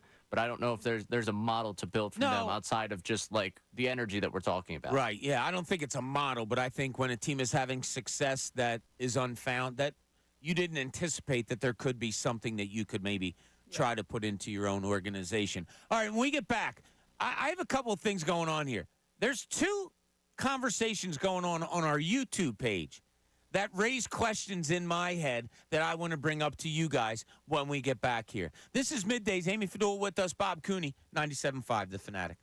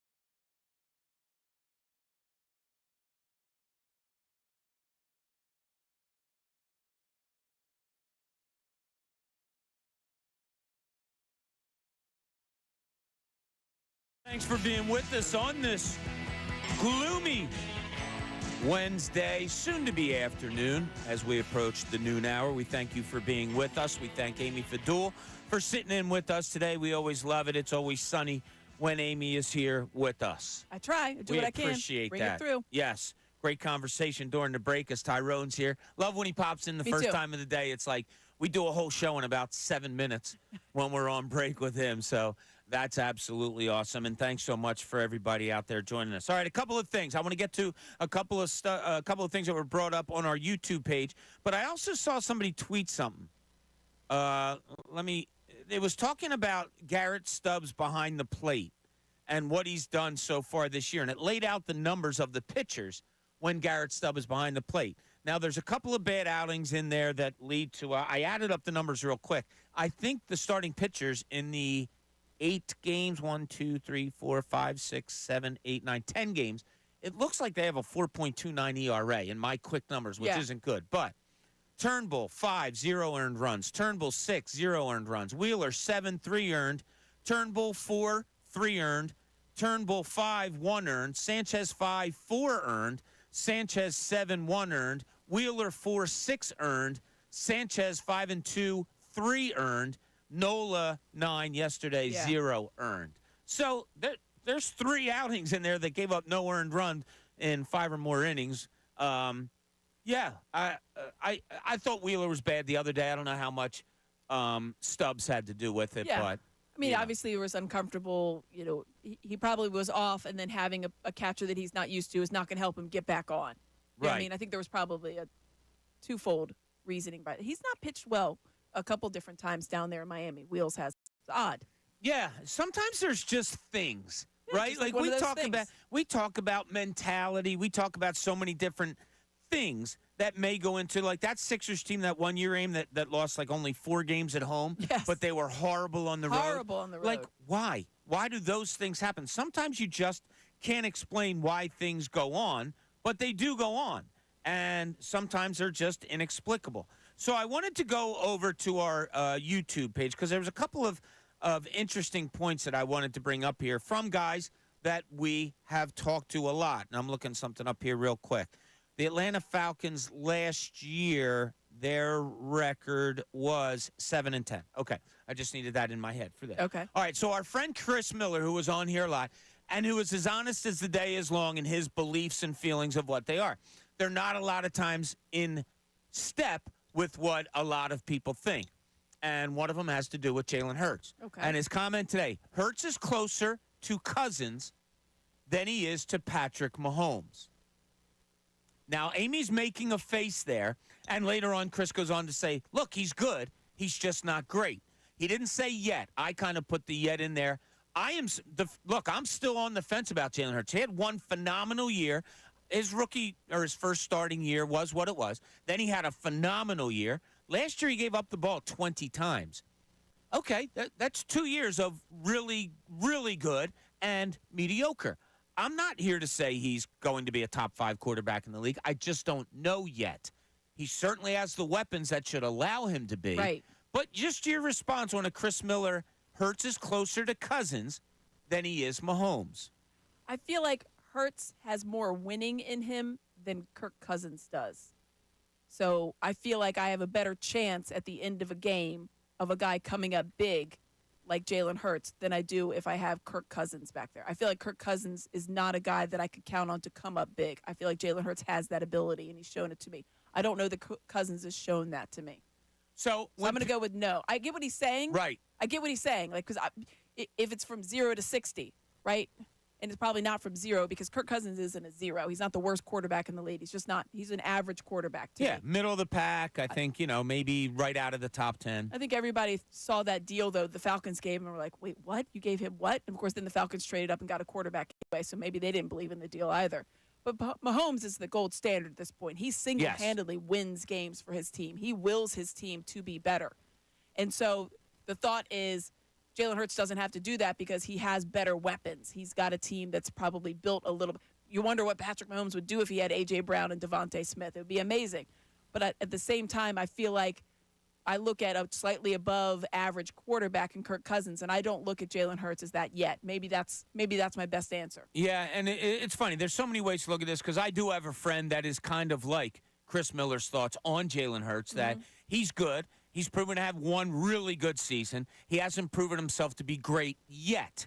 That's still I don't mind saying that about a guy that started 3.5 years at quarterback. Yeah, there's still a whole lot out there to prove. But Ray, what's your initial reaction? I will say this though, another way to look at this. If Jalen Hurts is playing at his best, he's closer to Patrick Mahomes than I think Kirk Cousins is when he's playing at his best. Yeah. Right? So that's another way of looking at it. But Ray, when I see that, what Chris Miller said, Hurts is closer to Cousins than Mahomes, what's your gut reaction right away? Gut reaction is ew. Yeah. Like that's the first thought you have where it's like, because Kirk Cousins is the quarterback you bring in that's going to put up a lot of numbers, that you're probably going to have a chance to make the postseason. You guys will be competitive. But ultimately, I don't sit there and think Kirk Cousins is the guy that's going to win me a Super Bowl. And that's what we're all here to do. It's interesting that we're talking about the weapons that are at Hurts' disposal, and we forget that Kirk Cousins was gifted probably the best receiver in football right now. Yeah. Right. While he was with the Vikings. So, you can use the weapons against Hurts, but if you're not going to use them also against Cousins, that leads a little bit of questioning in my mind. And let's not pretend like Dalvin Cook wasn't a good running back alongside working with Cousins in Minnesota. So I think Cousins, when I initially hear it, it gives me the you thought. I will say that I think he probably splits the middle somewhere between the Mahomes and Cousins in my mind. Okay. Cousins is probably like a fringe top 10, like 12, 13, and that's also shows you what you have in terms of quarterback play in this league right now. If you're being honest, where's Hurts? He's somewhere in the middle of the top 10, somewhere probably that 5 to 7. Okay. If I have to guess. All right. Like if I had to put it somewhere in there, I think he probably fits somewhere in there. And Mahomes is so far and away number one that I actually understand where Chris is coming from in terms of, hey, he's probably closer to Cousins, but I look at that more of a compliment of Mahomes than a diss on Hurts. Yeah. Yeah. There's another question that came out of the YouTube. I'll get to that when we get back because it's something that I brought up. I think you can do it. Somebody on YouTube doesn't think you can do it, but I think it's kind of a word thing that we're going back and forth on. So much more to go here. Obviously, there's still some Sixers talk that we want to just dabble into a little bit, but a lot of Phillies, a lot of Eagles. We'll also keep an eye on any schedule leaks. This is Middays, Bob Cooney, 97.5 The Fanatic.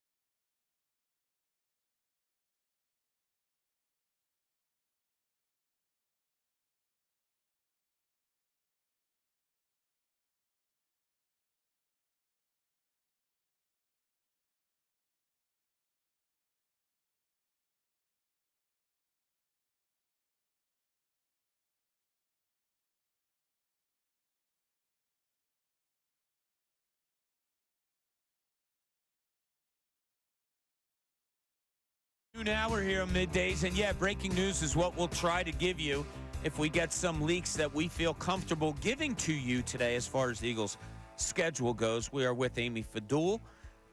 We already have this. Week 1, Packers at Brazil, 8:15 start for your Philadelphia Eagles. Week 2 is going to be here in Philadelphia on a Monday night against the Atlanta Falcons. A little surprising there for all of us. And then week 3, why Ray is so distracted this show, at New Orleans, week 3, Ray is trying to book flights, hotel rooms. If anybody has an Airbnb that they, maybe they're going in on, An extra couch. maybe you're driving down in an RV or something that you can just fit Ray into the back. He's not that, much. He doesn't take up a lot of room. I don't eat a lot. He doesn't eat a lot. Yeah. Bring your own snacks. He told me today that when his parents have a party, he's got a little spot that he stands behind the bar the whole time. Doesn't really move all over the place. There isn't a lot of stuff that you're going to have to get for Ray. He's just going to be there. Yeah, Very so low maintenance. If there's any way you can kind of try to accommodate him, He can water your plants. we are all ears at 610-632. Absolutely. I bring beer, See, no, that's You'll nice. bring your own. Yeah. and leave some for the folks. Yeah, and supply for the people there. Yeah, Yeah. absolutely. We have a BYOB question later on in the show that I want to get to you, Aim, because Okay. somebody brought something up to me, and it just adds to the weirdness of this character What, like that came when here. people bring stuff to No, your at house? restaurants we're talking. Oh, Yeah. I love it. So, I also have an example of bringing to your house, too. Yeah. Which someone who used to work at this station made a major violation at my house. But we'll talk about that later. Okay, the other YouTube question that I wanted to have here was, I talked about what the New York Knicks do, and you talked about their relentlessness and all. Somebody on the YouTube page said, no, you can't teach heart. Not Josh Hart, heart in your stomach. I think you can. I think it's tough to make somebody who's not tough Right. tough. I get what they're saying. I think that they're equating the two of those things together. Right, me And too. I think that's it. You can teach ski. I don't think Isaiah Hartenstein rolled out of bed one day and said, you know what I'm going to do? I'm going to dominate the offensive glass. That's not maybe how he ever played. I don't know that anybody really ever played that way. But when you go into that system with the Knicks, you're going to – and so it looks like he's playing with a lot of heart. Josh Hart, I think, is a lot of hearts there. He's always played that way, and now it's like, yeah, we're going to make the heart simple.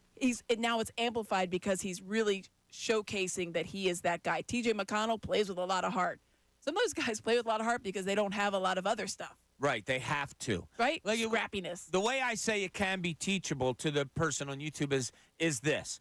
All right, say New York started practice this year, and the first team is on defense, and the second team point guard has the ball, and Thibodeau blows his whistle and says, whoa, whoa, whoa, whoa.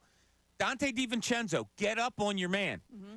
Get up on him. And if you don't, I'm going to keep stopping practice until you continuously do that. You can teach that. You'll you learn can. it real quick. Yeah, and you will. And, I do believe that is something that you can teach. The question is, and you hit it perfectly, Amy, is it hard or is it not? I think you can teach like a physicality, a something style. like that, a style. Their style is relentlessness. Yeah. Tom Thibodeau teaches relentlessness.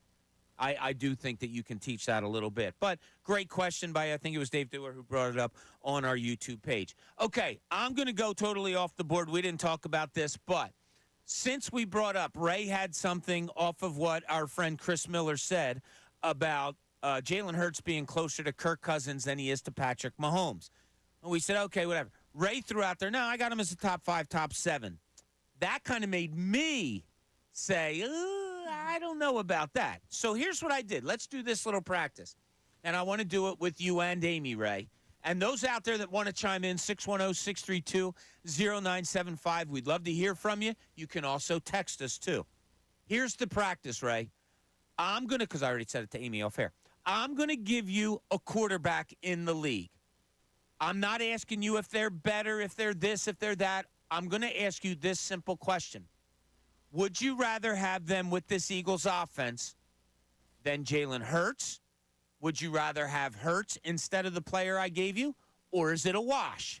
Now, I didn't go every quarterback in the league, but I brought up the ones that I think would be good quarterbacks. I won't throw it out. I think we would all take Patrick Mahomes in this offense over Jalen Hurts. Yes. Yeah, I mean, we're good there. Okay? Lamar Jackson. I don't. Wow, the head. Back a word, which I have family that has season tickets down in Baltimore, and I think it's my nephew who is not a big Lamar Jackson fan. Throwing angles, arm angle, the way he people throws. don't like it. He's a playmaker. Yeah. He is a. But I mean, coming off the season he is, it's hard for me to say no. Okay. So but you okay. want to say yes. No, I mean, I want to say no. Like, I you want to wanna take say Jalen no. Hurts, but you wanna I say mean, I watched Lamar Jackson in this Yeah. Eagles no. line. You Okay, can't yes. forget that. We'll take Lamar. All right, so Lamar. Josh Allen. Yes. To me, it's a yes also. Yeah, the end of his season probably puts him as a yes for me. When they played, when the Bills and Eagles played, like that I will still That's a great be game. Yeah, shocked though. It felt like that was like the Monstars coming down. Like the Bills took the powers that the Eagles had, and the Eagles took all the problems that the Bills had, and they just flipped seasons. They ended up with the same regular season record. The Bills came into that game 6-6. I think the Eagles came in that 9-1, Yeah. 10-1. Like 10-1. how in the world did that end up being Or 9-1 whatever. into that game. Yeah, I guess they were Yeah. 6-5 at that point. Dropped to 6-6. Both teams end up with the same record. I still can't Yeah. believe it. Josh Allen. Yeah. He has that extra. The je ne sais quoi. Yeah, there is that. Okay, so now we're going that way. Joe Burrows. Now, a winner Just- coming out of just single. LSU Just took the one Burrow. Yeah, just one Joe Burrow. Burrow. I'm sorry. It's Philly. We mispronounce names. That's fine. No, That's I what love we it. do. Come on, Fidel. So Joe Burrow, who led the team to a Super Bowl, is labeled the winner, had the wrist injury, all of those things. With this offense, would you rather have Joe Burrow there or would you rather have Jalen Hurts there? I love Joe Burrow. Yeah. I kid, he rolled out of bed a winner. Okay. All right. So that's 4. Yeah. C.J. Stroud, I'm going a little distance. 1 year only under his belt. He was absolutely phenomenal. You know what he is. Is he somebody you would have in this offense over a Jalen Hurts? Not right now. No. I saw Okay. 1 year. Not right Fair. now. Fair enough. Absolutely. Okay. Go to the Los Angeles Rams. I'll go Matthew Stafford. No. Because it's Matthew Stafford right now. Okay. No. Fair enough. Jared Goff. Nope. No, Took I his don't- team into the You see that contract? wait, we're not talking contracts. Oh, I did see the contract. Incredible. But we're just talking plugging a No. quarterback into this No, I'm not a big Eagles Jared. offense. You're both a no. Brock Purdy. No. Nope. All right. Tua Tagovailoa. No. No. All The right. thing is, I like some of these guys. I'm just naming quarterbacks. You guys are acting like I'm But putting you're- you under the but- fire or yeah, something. But I'm just saying I would not take any of them over Jalen Hurts. Okay, that's what the practice is here. Trevor Lawrence. No. No. I Maybe- think there's someone in this league that is getting a real strong pass for who he is. Who's that? Trevor Lawrence. Oh, yeah. Everyone, Trevor Lawrence coming out. What was it? Like the best prospect since Peyton Manning? Maybe start giving me some results that resemble that. People way overvalue Trevor Lawrence in this Yeah. league. Hasn't gotten there yet. I agree with you on that. Has not gotten there yet. I still think he may get a There? lot better. I do, but you're right. Hasn't We gotten could there rip yet. Hurts for his team falling apart, but we'll just forget that the Jaguars were in prime position and just collapsed. You're right. No, you're absolutely right. And who's their head coach? Dougie P. Oh, that's right. That's a guy that Ice I cream. labeled as a 500 coach that just so happens to have won a championship. But I'm wrong on that one. Justin Herbert. No. Oh, Ray Ooh, really? hesitation, Ray. I really do love Herbert, but you can't tell me he's done more. We're not telling you Then- anything. We're asking your opinion. I understand, but if you ask me for my opinion, I'm going to tell you where my opinion's coming from. This whole yes/no game is difficult when you're processing it real time as it happens. I'm going to go no, but I do love me some Justin Herbert. He just hasn't gotten it done for his team to the level in which, and he's had talent around him too, to the level of which that Hurts did in 2022. I think there's more similarities there between those two than that's more of an even swap. Okay. Dak Prescott. No. Oh, that hurts. Yeah, no. Okay. Well, would? why the hesitation? Because I think No, I'm I think, the I think questioner. I like Oh, sorry. We are the ones that are because going if I remove Dak from his situation and I put him here in Philadelphia, I think he could actually do well. I think he is a good quarterback, but he has the Cowboys stink on him. So my immediate reaction is no. But then he's also had plenty of he has C.D. Lamb for Pete's sake. Yeah. Oh, sure he does. He done comes much here. on He's there. going to have 2 CD lambs Yeah, that's true. and a tight end. He's going to have 2 lambs and a tight So no, I wouldn't take him over Jalen Hurts though. No. Okay. That was the exercise there. I'm not going to go into like the I don't know, the Baker Mayfields Yeah. of the The Ryan world, the Joe Tannehills. Flacco's. That's just disrespectful. Mason Rudolph's. I mean, if you have somebody there that you think compares, I'm just you know, going through. I'm like, there's some really bad quarterbacks out there. Bailey Zappi. I mean, who are the Patriots rocking with nowadays? Are they going Bailey Zappi? Did they draft? Trying to think back to who they drafted. This was all that weekend that I was away. And that Falcons pick is the one that sticks out the most to me. Because they traded up. I love him. Yeah. I loved loved him in watching him in college. And then, so, I think Aim, he's I don't what, know like if you 26? saw this. What's that? 26 or something? He's like 35, yeah. Yeah, and they drafted him to be a backup. And he's Why not? like totally They broken traded- down, but I yeah. loved watching him He play. traded up to draft him. to be Did a you quarterback. see the Twitter thing of Penix when they turned him around to a right-hander? Did you see it? I did, actually. The throwing, Ray, I don't know if you saw it. The It's actually throwing crazy. motion of him, It's crazy. so awkward when they put him as a right-hander. It looks horrible. You don't really notice it as a left-hander. You don't. And then you see it when they reversed it. You're Yeah. like, oh, my gosh. It's really ugly. Because maybe it's because you assume left-handers just throw wonky, and it just looks wonky to your eyes. So Yeah, then when you maybe. reverse it, you're just like, and I say that as I'm married to a compliment. left-hander, and I have a son that's a left-hander. I love me some left-handers, but it hasn't. That's why people love when they're a lefty at either basketball or football or baseball, because it comes out so strange. It looks weird. Defenses are confused by it. Who's your favorite left-handed athlete of all time? That's a great. Well, personally, it was a guy that I watched in college when I was there, and that's Jared Lorenzen. I loved Jared Lorenzen. The hefty lefty was my favorite. R.I.P. God rest his soul. But no, there's some good ones. Phil Mickelson used to be up there for me, but then I lost. Yeah, lost he's kind of phone. How about the PGA putting him and Tiger Woods together? So Is that great. phenomenal? I love stuff like that. Okay, so this little exercise that we just did, and I'm going to be anxious to see what our YouTubers have to say around. Oh, you know who I didn't bring up? Aaron Rodgers. Nope. I mean, you're talking about one of the greatest of all time on the football field. Oh, I understand. I'm going to go ahead and take Aaron Rodgers over Nah. Jalen Hurts. Really? He popped that Achilles. I don't know what he's done this offseason. You have no idea what he did. I don't even know if he popped an Achilles. He might. He was back like 3 hours later. I don't know what he was under. Yeah, I'll be honest. Like, great football player. One of my favorite quarterbacks to ever watch. And I understand that's not that big of a statement given how many years I've been on this planet. But I've loved watching that guy play. He's tremendous. So do I. Him getting hurt last year and just the path he's gone down. I don't know how he rehabbed that thing. Yeah. You wonder because he's But does like that matter? He's like What a do you mean you holistic- wonder? You mean like a holistic medicine type of vibe? Yeah.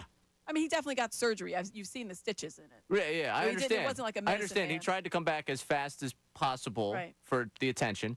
And then he spent his entire offseason doing God knows Yeah, what. maybe running for office. Yeah. I I'm don't cool. care about that stuff. Yeah, I'm talking about just football. Yeah, no, but Personally, if I'm he's the kinda quarterback of my football team, I have to I deal care. with all those things. Yeah, that's I'm true. sorry. If I'm a sports talk radio Yeah. host, I love those Yeah. things. Yeah. If he's You our quarterback. You know what cures it?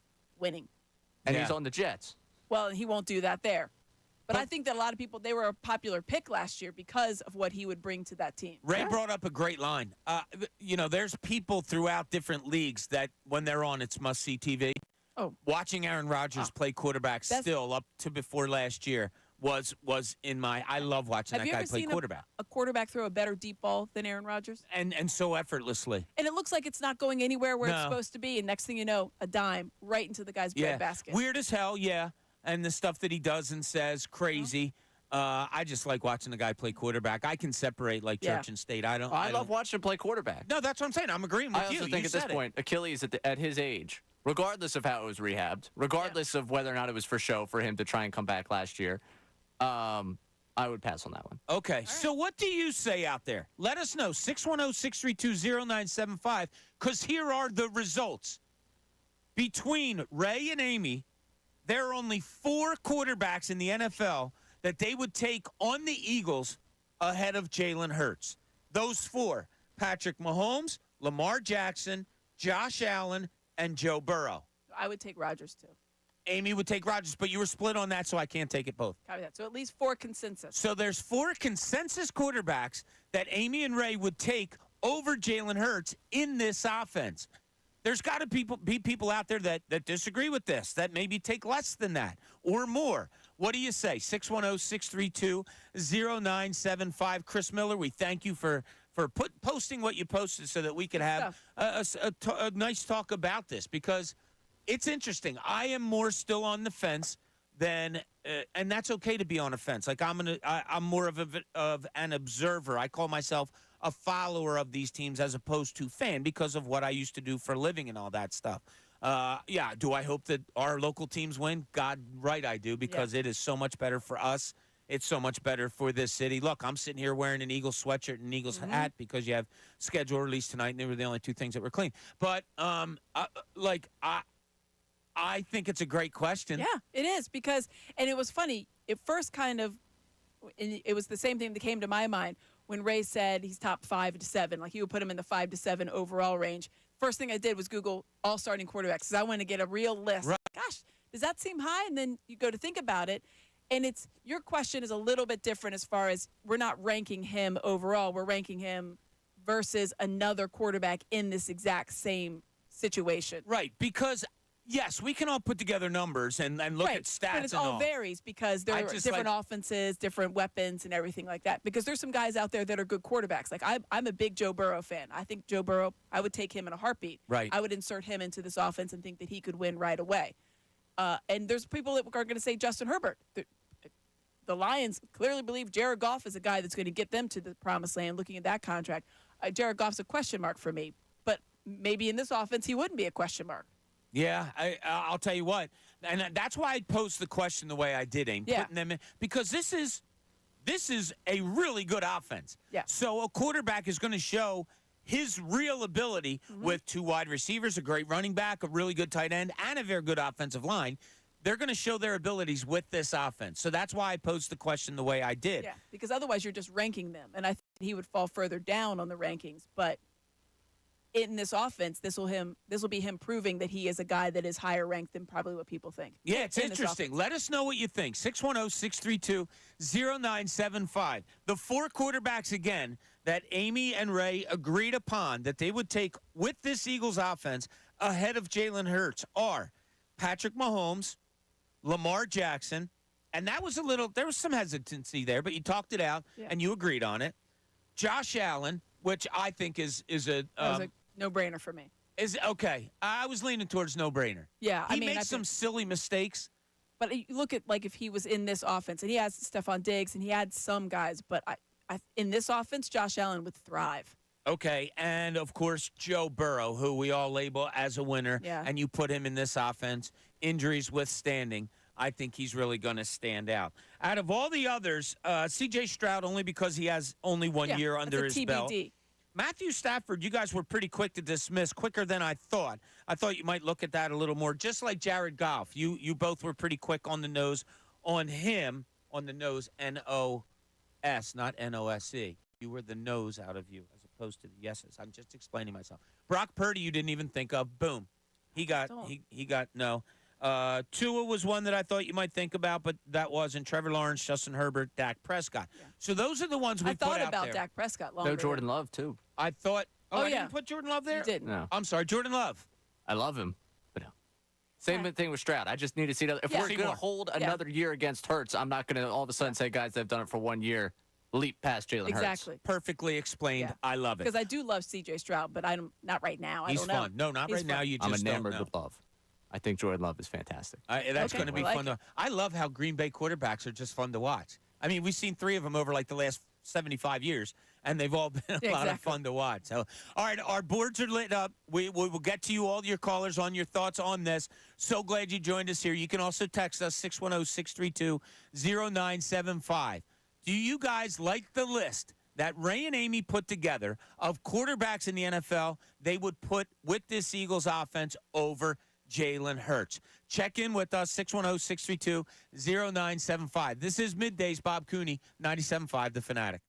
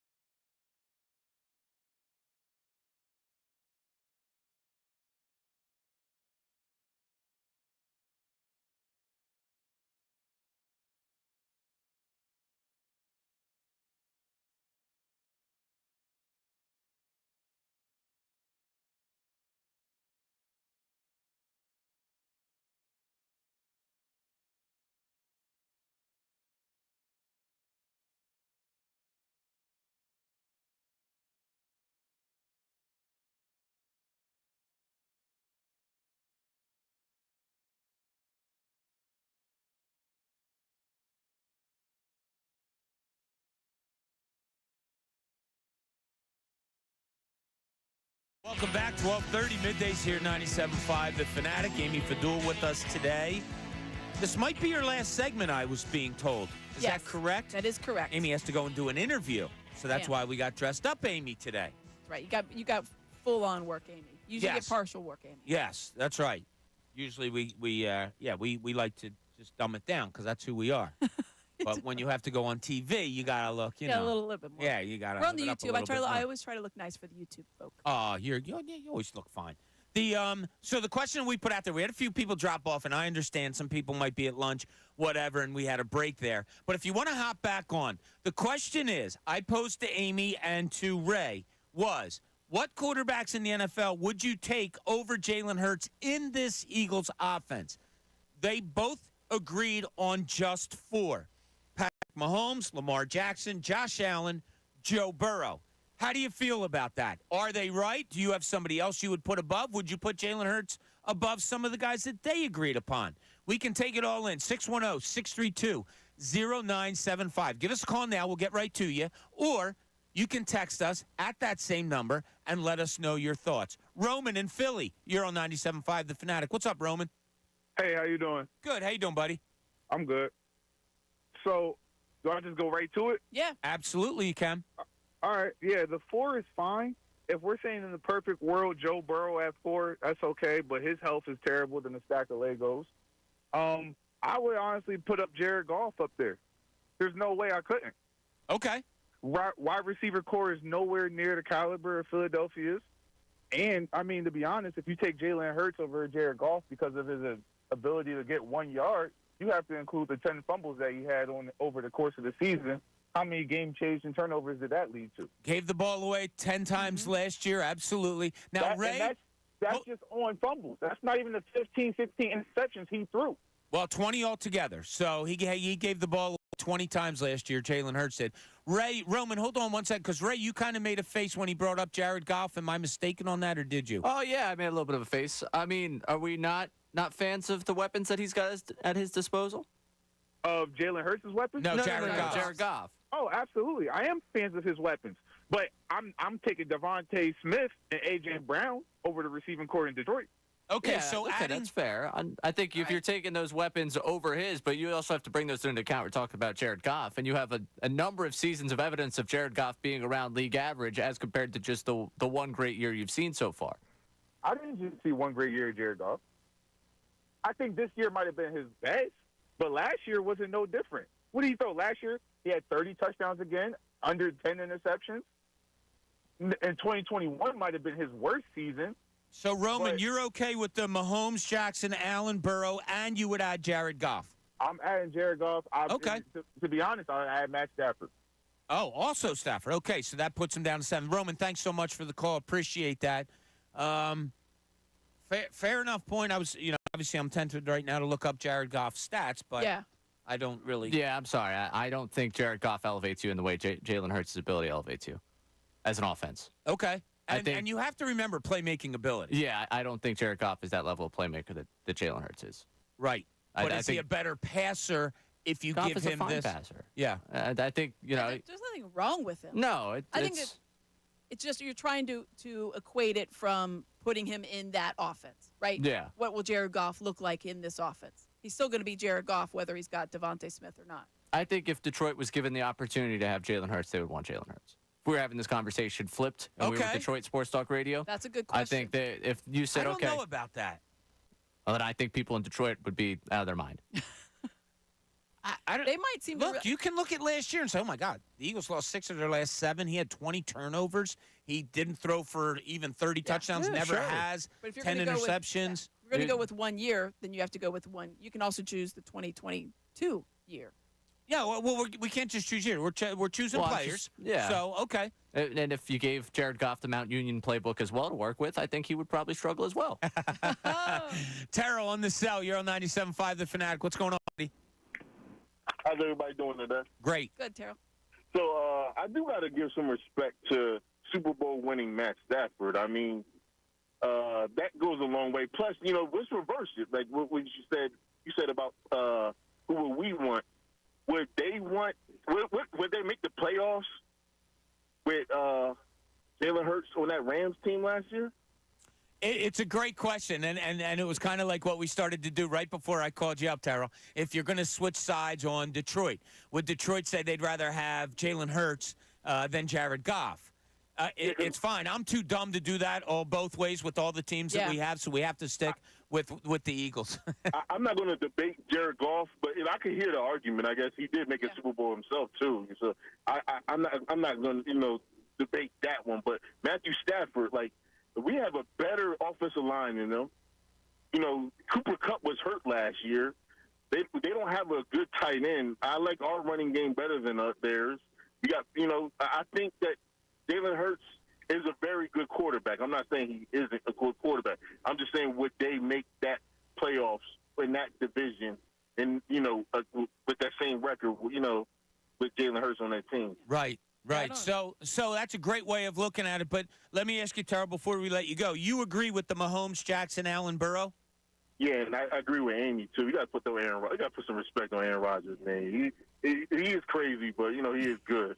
He is crazy but good. I'll take him between the line. Thanks, Terrell. Appreciate you, buddy. Yeah, I think they're getting a little bit lost. That was a great point though about now we're transplanting Jalen Hurts, and so it's are we indicting Jalen Hurts and whatever. I'm not saying there's not another quarterback that can't succeed. I think Jared Goff could succeed. Right. Is he better than Jalen Hurts in this offense? And that's what the it is. question. So I think that, I think Justin Herbert could. There's a lot of people that should be able to succeed in this offense. I mean, why wouldn't you be? It's no longer the Mount Union playbook. Right, and also when I look at... That was a pretty good line, right? By the way, I don't want to let that go. That was a pretty good line, yeah. I appreciate it. I listened to too many of his pressers last year. I'm still upset about that. I don't think I've gotten over it. We can get to that another day. Just looking at the Matt Stafford, because you throw that out there. When we talk about flipping sides with the quarterback, I'm also looking at my concerns. Stafford had, he came back and had a great year, and I'm not taking anything away from him. The elbow still scares me a little bit at his age, at where he's at. That would be something that, if you're saying, take him over. We're putting on, accomplishments, career, what they've done. Yeah, obviously, he's got a Super Bowl, and he's been at a high level for a very long time. But if we're talking about just flipping places, that's also a reason that Aaron Rodgers, to me, is, even before I get to all the things about Aaron Rodgers that annoys me, he's coming off of an Achilles injury at his age. That, to me, would be something where I'm not flipping Jalen Hurts out for a guy coming off of an Achilles injury at that age, no matter who. It all comes into play, And you brought up, would Detroit do it? Well, a casual Detroit fan might look and, let me look up what has Jalen Hurts done. Never thrown for more than 23 touchdowns. Never thrown for 4,000 yards. Had 15 interceptions last year. Has been a starter for 3.5 years. That's the argument against. I'm just saying. I that's know, but what has Jalen Hurts been asked to do? Jared Goff has been asked to throw for about 30 touchdown passes in the system that he's in. Right. He's had the weapons to go about doing that. When they run it, they're running it more traditionally. He does get his opportunity to move a little bit. I'm not trying to take anything away in that sense, but Jalen Hurts does what he is asked in this offense and does to play to his best ability. If Jared Goff came in here and tried to be Jalen Hurts, Goff is in trouble. If Jalen Hurts went out there and tried to be Jared Goff, Hurts is in trouble. Right. I think you have a higher upside of playmaking ability with Jalen Hurts than Jared Goff. Okay. Agreed. And that's what the whole conversation encompasses. Ari in Philly, you're on 97.5 The Fanatic. Ari, what's going on? Hey, thanks for having me on. I really appreciate the conversation. I think it just really depends on what is the main thing that we're truly asking. Are we asking, is Jalen Hurts an elite quarterback?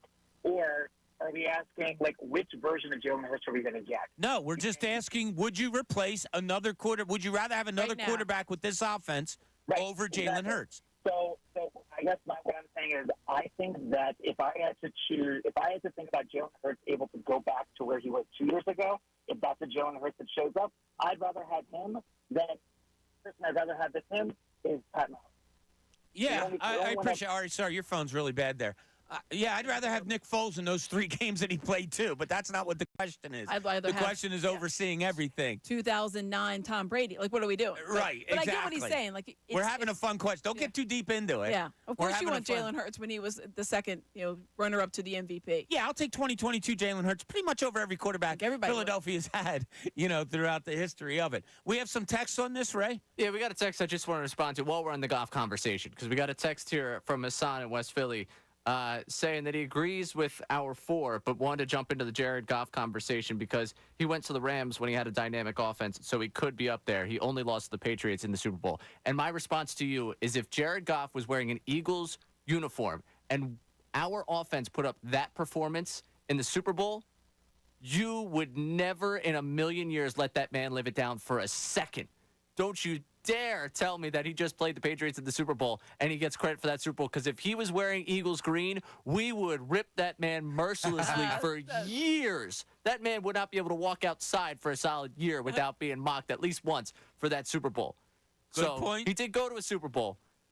But you can't give me that Super Bowl as a reason. Look what Hurts did in the Super Bowl, and some of you want to blame him for the fumble, and look what Jared Goff did in the Super Bowl, and tell me that we should use the Super Bowl as an argument for Jared Goff. Very good point. Jared Goff, 65% completion percentage throughout his career. 1, 2, 3, 4 years of over 4,000 yards, almost at 5,000, over 4,600 a couple of years. 30 and 12 last year, 30 touchdowns, 12 interceptions. He's gone 29-7, 19-8, 20-13, 22-16, 32-12, 28-7. He's had a nice career. Yeah. Like, he's had a very There's good nothing career. wrong with him. No, it's not. And this is all opinionated, and there's no facts based behind it. Yeah. We just decided to throw it out because of what one of our YouTubers put out there, and we thank you all for the response on that. Amy, thank you so much for being here today. Back in on Friday. Good luck. Back in on Friday, absolutely. And you're going to be here all day on Friday. That's right, the whole shebang. It's going to be happy hours from 10 to 2 on Friday. That's how we with you. roll. Yes, so we appreciate you being back here. We'll enjoy all your coverage that you do on NBC Sports Philadelphia. Don't forget tonight, you go to our website, you can see how to get on our YouTube page, because at 7:30 tonight, Bill Colarulo and Andrew DiCecco, they're going to have a special Eagles schedule show. So, yeah, you can watch the national shows and all that, but they're just talking about national stuff. Yeah, they'll give you the Eagles schedule eventually, but Bill and Andrew, they'll be looking at it specifically, so make sure you check that out tonight. Okay, when we get back, this is a fun subject. We'll carry this on a little bit more. I also have some more Phillies questions that I want to put out there to see how you're feeling about this. Let me say this clearly. 30-13 baseball team. This is Middays. Bob Cooney, 97.5, The Fanatic.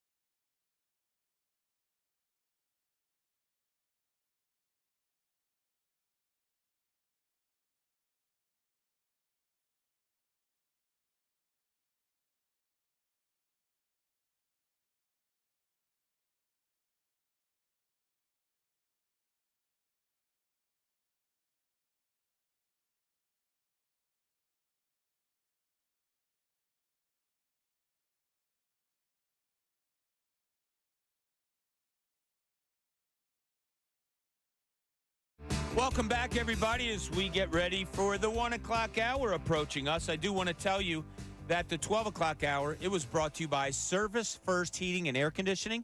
Get 0% financing for 70 months and a $500 rebate when you purchase complete heating and cooling system from Service First. Learn more at servicefirsthvac.com. So we got a lot going on here in the studio. If you could only see what happened in between things, it's pretty funny, but all is good. We've had a lot of subjects go out there today. I just had something in my head that I wanted to bring up to you, Ray, and it completely vanished from my mind. That's I can't okay. remember what it was.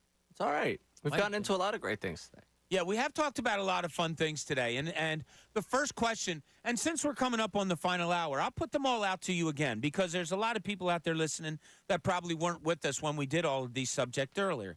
So one of the subjects I brought up to start the show, and I'd love to hear from you at 610-632-0975. You can either call us on that line, and you know how much we love to talk to you because we love conversation here. Whether we agree or not, I feel like I like disagreeing more because I think I learned from something from you who might not have the same thoughts as I or Ray does. But what I asked earlier today, and love to get your conversation on it, the Phillies are sitting at 30-13. Who do you give the most credit to?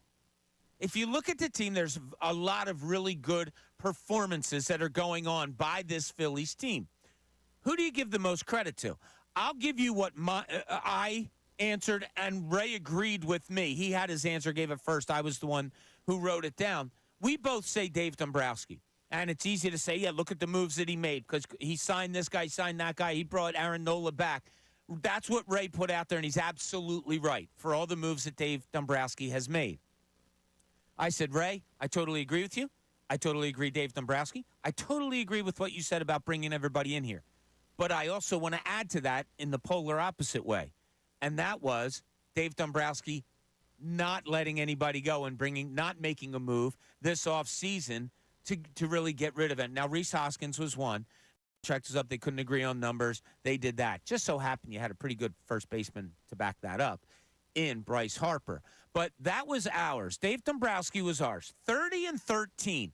Don't know how many people saw them winning 30 or 43 to start out a season. So you have to have a feeling of who do you give the most credit to for them jumping out to this start?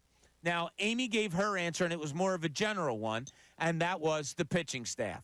And it's a great one. And the reasons are, well, one of the guys that's going out there tonight, you have Ranger Suarez, who's 7-0 with a 1.5 ERA. Zach Wheeler struggled his last start, but has been Zach Wheeler-ish mostly this season. Aaron Nola went out yesterday and did what the good Aaron Nola does, and that was just so much fun to watch.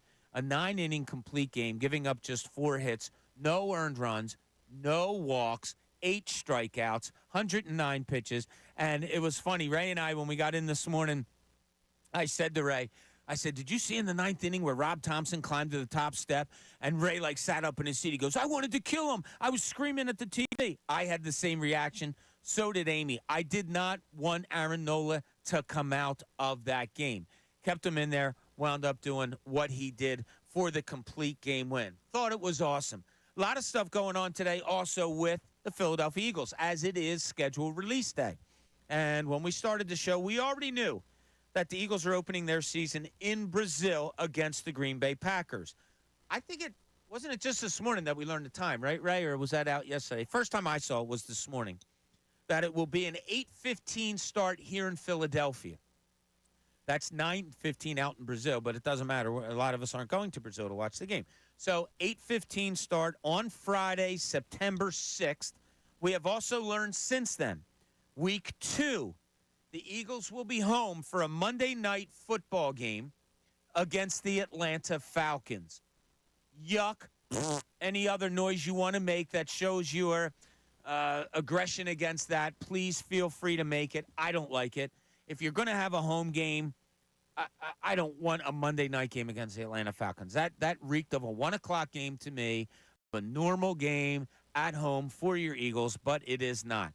We have also learned, much to Ray's delight, The Eagles, week 3, will play in New Orleans. It looks like, Ray, am I right on this? It looks like it's a Sunday game, right? Yeah, Jeff McClain reporting it's a Sunday, September 22nd game.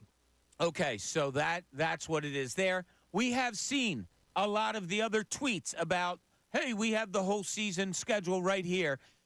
We are not going to throw stuff out just willy-nilly. We wait until we get the confirmation that we trust, that we like, and those are the 3 that we are going with so far. We understand there's a lot of other things out there also.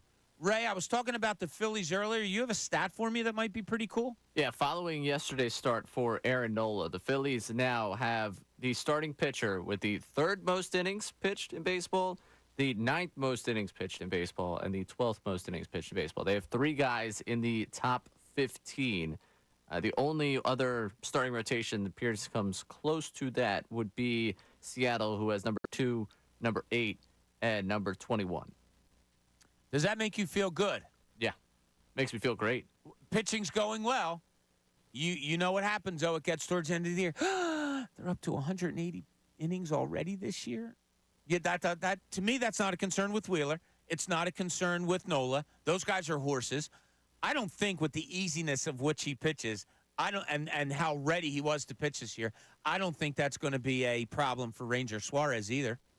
No, I don't think it's going to be. I think it was Gelb that pointed this out yesterday. I want to say that it was his tweet that was like, oh, yeah, by the way, the 2 hardest pitches that Nola threw in that game came in the 9th inning. Oh, is that right? 108, like 100 pitches into the game, the 2 hardest he threw. I think they've done a good job of starting to really manage the way these pitchers go after. And that's something different. I think it's something Ricky said that, like this team actually has guys who can pitch. They're not just fireballers who are going out there and using their electric stuff to get guys out for 4 or 5 innings at a time. They know how to pitch. And I think that's something that's also been big for Ranger Suarez this year. He's always had great stuff. I feel like he's taken another step in just the way his sequencing, the way he goes about attacking batters. Some of the things that, they try and preach to you, he's always been great at. But I think that's why you're seeing that next Ranger Suarez right now is because he's hit that next level of just understanding how to approach the game, how to approach pitching in the bigs. And it's why right now he's pitched the 9th most innings of baseball, and we get a chance to watch him tonight. So much fun to watch. Love watching Ranger Suarez on the mound. I could watch him field ground balls all day long, and hopefully get to do that tonight as they host the New York Mets in a 2-game series here at Citizens Bank Park after sweeping the Mets in a 2-game series at Citi Field. I say that just to get on Ray Dunn's nerves. Okay, when we get back, I have that question out to you. The Phillies are 30-13. They are the best team in baseball. Who do you give the most credit to?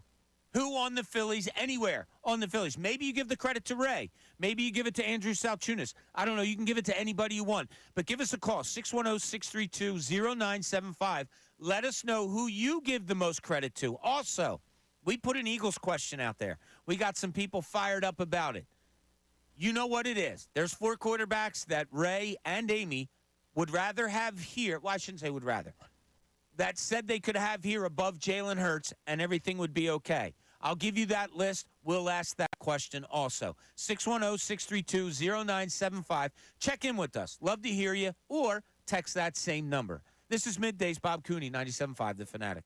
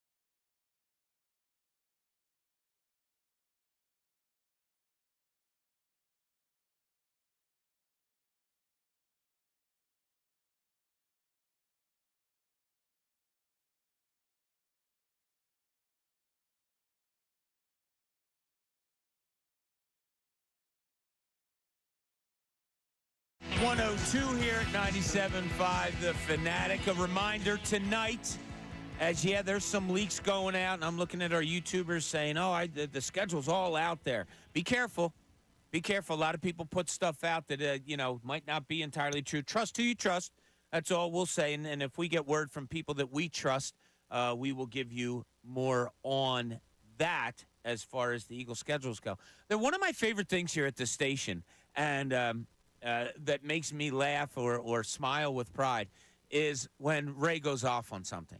And he did it like twice last week when we were in here. He did it once when Amy was here, once when Bill Colarulo sat in with us. It's like a sight to see. His face gets red. He has so much passion. I went in to say hi to him during that last break into his studio and just blurted out with you know what? So, Ray, I didn't get all the information from you. What is bothering you right now? I just wanted to scroll Instagram casually through our break because, that's just taking a little bit of time to relax. We've done almost 3 hours of radio at this point. I feel like I deserve maybe 2 minutes apiece here just to sit here and scroll Instagram. And I was invaded with an ESPN post because they're quoting Tom Brady, who was on another podcast because, he's really upset about all the attention he's getting these days. And he said, when I see Strahan and he rubs it in, or Eli and they joke, I'm like, man, respect. Like, good for you. I hate haters. That is just the quote that they took from that podcast from Tom Brady. That's all I got. I didn't watch the clip. I don't want to hear any more of Tom Brady. I'm going to hear a ton of Tom Brady this fall, and I watched way too much of that roast where it was all about him. I'm Tom Brady'd out right now. So that's all I got. Again, when I see Strahan and he rubs it in, or Eli and they joke, I'm like, man, respect. Like, good for you. I hate haters. This is the same guy in Tom Brady that still has yet to shake Nick Foles' hand since that Super Bowl. He has yet to do that. And on top of that, in that Apple TV hit series they did on Bill Belichick, he had them edit out, caught Foles touchdown. It just said caught touchdown in the actual documentary. Really? Yes. This guy playing up it's a matter of respect. I respect people. I hate haters. He is the ultimate hater of one guy, and it's because he sees Nick Foles as a stain on his legacy. And he needs to shut up. Tom Brady right now is speaking out of his ass when it comes to this podcast of I hate haters. We've seen you snub Nick Foles multiple times, and we've also seen you now in this Apple TV documentary have Foles edited out of the touchdown call of the Philly special. I'm sorry. When you act like you're better than everyone else and you're just not, it bothers me. Okay? You don't hate haters. You are slightly a bit of a hater yourself. And now you try and act high and mighty because, respect to Eli Manning, respect to Michael Strahan, Mimi. They're not the only ones to beat you. They're not the only ones to beat you. Nick Foles did too. Okay? So I'd love to see him show a little bit of respect to the other team that beat him. And I also love to see him stop talking for a little bit. Let's go on to Tom Brady break. Okay, but you did bring up Tom Brady. I didn't. My timeline did. I know. ESPN put him in my face again. I think we're all going to be pleasantly surprised by Tom Brady. I don't think so. So I understand the personality and all that, and people think he's boring, and there might be some sickness to it with this. I didn't watch it. I didn't watch the roast a little bit. Now, I had somebody that watched it, might have been my cousin, who texted me, and she was like, did you watch it? I just got done watching it. It was hysterical. And I said, oh, really? I said, I don't have any interest in watching it, but if it was that funny. And then she said, well, I should go back. There were parts of it that were hysterical. The most of it was just kind of boring stuff. I have no interest. I'm a sports guy. Love that there was a bunch of sports people there. I swear to God, Ray, I have no interest at all in going back and watching Tom Brady on that roast. Yeah, it was way too long. And now he's saying he doesn't like what it did for his kids. I did see that there, too. Well, you kind of should have thought of that before. Right. Like, what do you think of when you're having a roast? People are going to bring up subjects that are a little like, that's a little sketchy. Are you new to roasts? Like, did someone not say, hey, Tom, they might bring something up like your divorce that might hurt your kids or, whatever. Or Giselle and the jiu-jitsu instructor. Like, that all might come up just a little bit. Yeah. Or like when he got upset because they brought up some things that happened with the owner of his team. Like, that's what happens at the roast. I don't know if you've ever watched one of these before, but I can't imagine that there's so many people around in instances that don't have somebody in a room that goes, excuse me, let's not forget that they're probably going to mention this on the roast, and we can't control what people say, and that you have 2 young kids, Tom. Is there a way that you're going to, prevent them from having their friends tell your kids what was said on this roast? Like, how do people not have these? How do people of prominence not have somebody say, "Excuse me, if you're going out drinking tonight, how about you get a car? How about you get somebody to drive you?" Like, let's not take that chance. Yeah, I mean, I don't like what it did for my kids. What'd you expect? Haha, remember that time you lost to the Giants at the Super Bowl? Like, that's the tip of the iceberg here, buddy. You know how long you've been a public figure? They're going to rip you to shreds. Yeah. Like, that's what the whole idea of this. Did you not watch one of these before? Like, that's the whole thing. Like, to me, I don't like what it did. What did you expect it to do? Did he agree to it? They actually, pulled the paper up. It's like, you agreed to a roast, not a whole ceremony toasting to your accomplishments. Like, it wasn't a parade of Tom Brady. It was a roast of Tom Brady. As someone that watched it, as much as they took shots at him, half the crew by the end, this is so great. So thrilled to be on the same stage. Like face work or anything like that? Or, yeah. Oh, that was brought up? Well, I mean, it's clear he's had face work done. Yeah. There's no debate on that one. So when they brought it up, did he get off a half a smile because that's all he can muster anymore? Or? Yeah. I mean, whatever it is, his weird grin at this point, I do think he's going to be good. So I base this on, I understand what everybody's saying, like, we're sick of Tom Brady, we're sick of that. There was something that happened a couple of weeks ago, Ray, and I think I brought it up to you. It might have been somebody else, but where he was asked to describe a play. And they threw a play out there, and he described it and went into detail about how he might do it in his new role as analyst. I got to tell you, it was phenomenal. That's great. I thought it was really Johnny good. Romo was predicting plays before he started. I still like Romo. I keep bringing this up. I do. I still don't mind Romo. That's fine. I don't listen to announcers all that much, as I told you before, but I still like Romo. I want to be clear because the YouTube chat is mentioning that the kids should be left off limits. For those that did not watch, nobody went after his kids. No, and that's not what I was saying. What I was saying was No. But I want to make sure that if people out there are like, wow, how could you defend them making jokes about his kids? Nobody made jokes about his kids. I don't even think there was anyone that made the joke about the kiss in the sun thing, which I know is like a big thing on the internet. I don't think anyone even went there. The kids were totally off limits in terms of jokes being made about them. Right. It was really a lot of Giselle jokes, which I don't know, man. Your mom. But like they're gonna find out from other kids, or somehow they're gonna find out what was said. Well, yeah, I mean, I don't know, man. In terms of Tom Brady, if Tom Brady went in there not expecting Giselle jokes, he's a moron. Yeah. Point blank. You might be really good at the whole football thing. You have no common sense. No. That was the thing with, what is it, Bridget Moynihan, right? He was with. Oh, yeah, that too. There was that joke. That. Yeah, I got this Bridget, social media stuff. Yeah, well, sorry. I was not really conscious of pop culture at that point, so I didn't she's know her in name. Blue Bloods. Yeah. Yep. Absolutely. You're gonna try that one time. Yeah. Me, pop culture? Watching Blue Bloods. Watching stuff? Yeah, sure. Maybe. At 10 o'clock on a Friday, on a new episode, you're going to try it. 10 Probably o'clock on a not. Friday? I've got other plans, Bob. Yeah, I used to, too. Yeah, sorry. I don't know what happened, but now my plans are getting into that. Okay, your 30-13 Phillies, they go again tonight, hosting the New York Mets in Game 1 of a 2-game series. I keep reiterating that because Ray doesn't like it. It's dumb. Oh, stop it. It is. In the grand scheme of things, what does it matter? Well, I don't know. You're the same guy that says when a game gets over, you say the sun's going to come out tomorrow. Yeah, the sun's going to come out tomorrow about this whole 2-game series thing, but I still think it's dumb. But you can't. You never had a series where games are played at different places.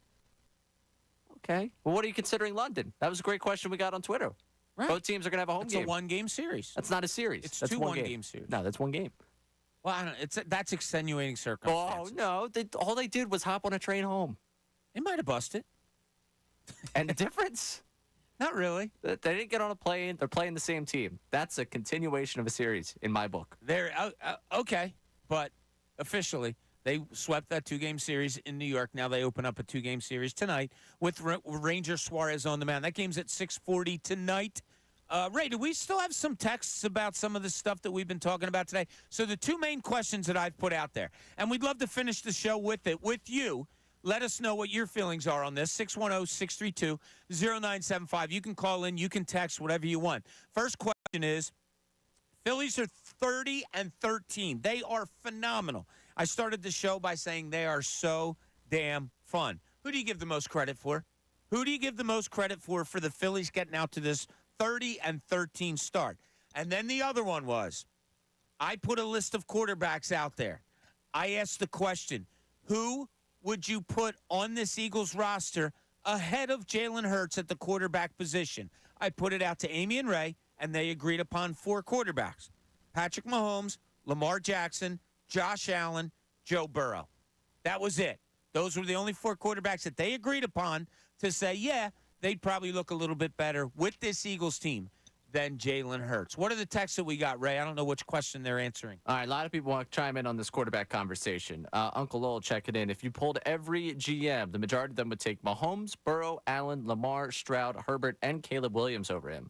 Trevor, Love, and Dak are debatable. As for who is better, all those definitively except unknown Caleb, Trevor, and Dak. I can't even have Caleb in the conversation. No, because he hasn't thrown a pass in the NFL yet. So I can't do that.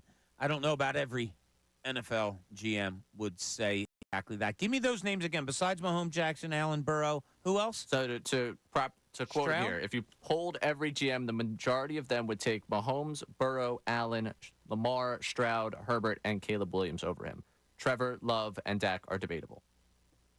Wow, so he's definitely putting them down there at like 11, 12, 13 in the league. Yes, like especially because, again, this question is who would you take be your quarterback? I think some people look like the Caleb Williams has to be a future thing because there's no way you're definitively saying he's a better NFL quarterback. You haven't watched him play as an NFL quarterback. Stroud is, to me, also a future thing. And then Mahomes, Burrow, Allen, Lamar, and then throw Herbert in there, pretty close to where we were at. Right. Well, did you guys split on Herbert, or were we both kind of you love Herbert. I do, but I can't tell you that Herbert's done more for his group than Hurts has. How much better do you think he would be if you put Justin Herbert in this offense? Do you think he'd be like off the wall, really good greatness type of quarterback? He's a good quarterback. He's very a good quarterback. He's a quarterback, but he's one of those quarterbacks that I think we look at you look at size, arm strength, and you're like, yeah, this guy should be it. Why hasn't he been? Trevor Lawrence is another example of that. Why hasn't he been? We love to build up these guys. It's like, oh yeah, these guys. This is a quarterback. Okay. Is there a possibility you're saying that about Jalen Hurts in a few years? If Hurts continues this way, if Herbert never does what Hurts has done so far, I would say I got more out of Hurts' career than I did Herbert. Okay. That's fair enough. Yes. Like if Herbert continues to middle round it at like 9-8, 10-7 with that Chargers team, like, oh yeah, I'm gonna say I got more out of Hurts' career. Now, and Chargers have dealt with injuries. Yeah, they've been unlucky here or there, but Herbert, I have not seen yet to elevate to that point. I mean, they have one of the great collapses in a postseason that we've seen, and yeah, Hurts also authored one of the great collapses with the Birds. But we're gonna see. Moore was the offensive coordinator for Herbert. And now we're going to get a chance to see him as the offensive coordinator for Hurts. Oh, you know we'll what? See how they go. That's funny. I got a text, I believe. Was it a text? Yeah. We both got it, it looks like, from Bill Colarulo.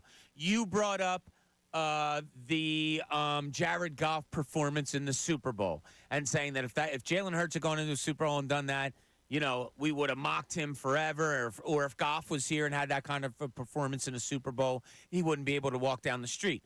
Bill Colarulo sent the two of us a text that said, do you know who built the blueprint the Patriots used in that Super Bowl to shut down Jared Goff and the high-powered Rams offense? Vic Fangio, as DC of the Chicago Bears in Week 14, held the Rams to 6 points. What's that do for you, Ray? Well, Vic Fangio said it. He's best for his good players. Let's hope that all these players he has are pretty good. I still go back to it, too. Like, we were talking, I think Andrew and John this morning were talking about ESPN ranked, gave their power rankings already. Yeah. And the Eagles, it was their post-draft power rankings. They're fifth. Okay. Yeah, they're fifth. And I was like, wait, fifth in the NFC? When I first heard him say it, I was like, fifth? Fifth what, overall? I'm sorry, Ray. I still have trouble with that. With this defense, maybe Vic Fangio does come in here. And with a lot of kind of no names, unproven. We know all the question marks about this Eagles defense.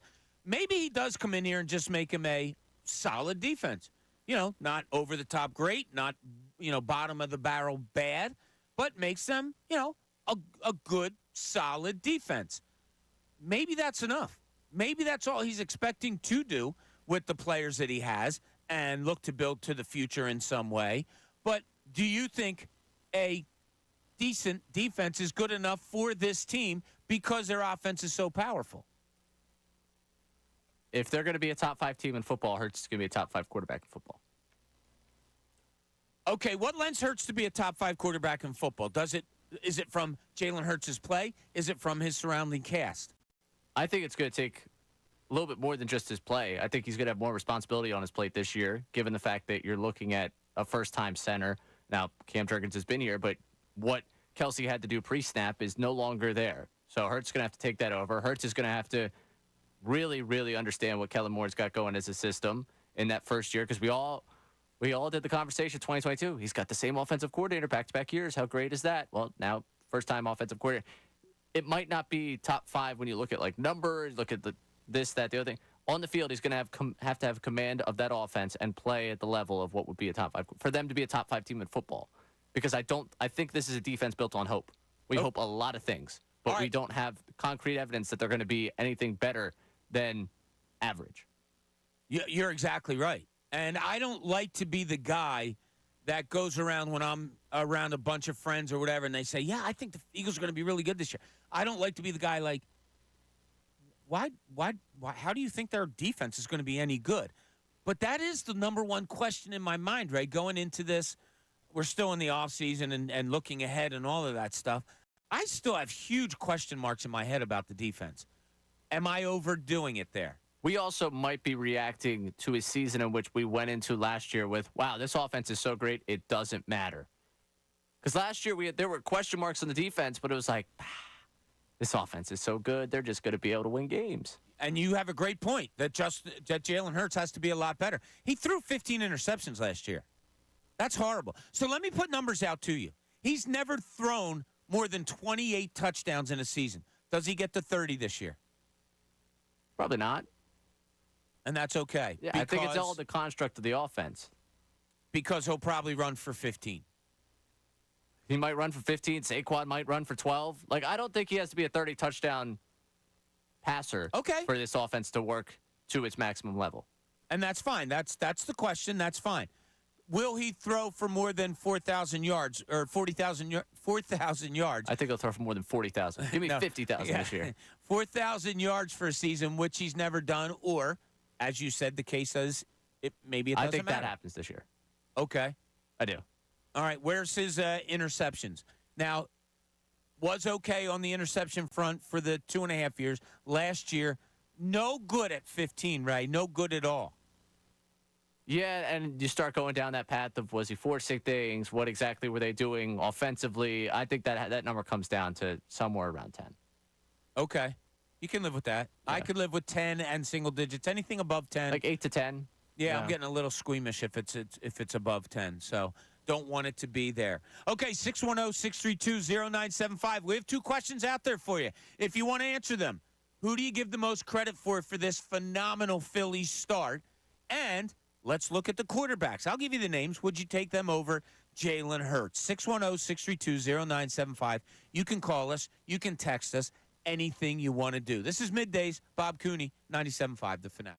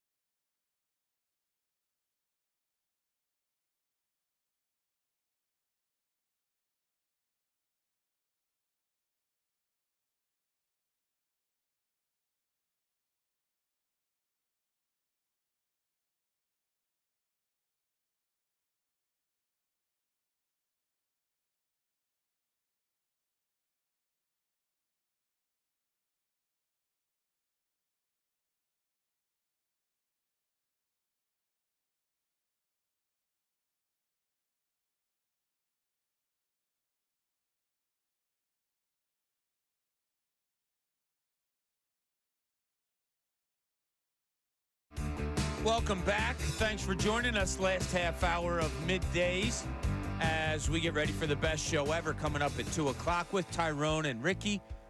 And hanging out, Ray is dancing in the studio, so you know there must not be that much time left in the day. Hey, I got to tell you about the Fanatic Deal of the Week. It's New Jersey Motorsports Park.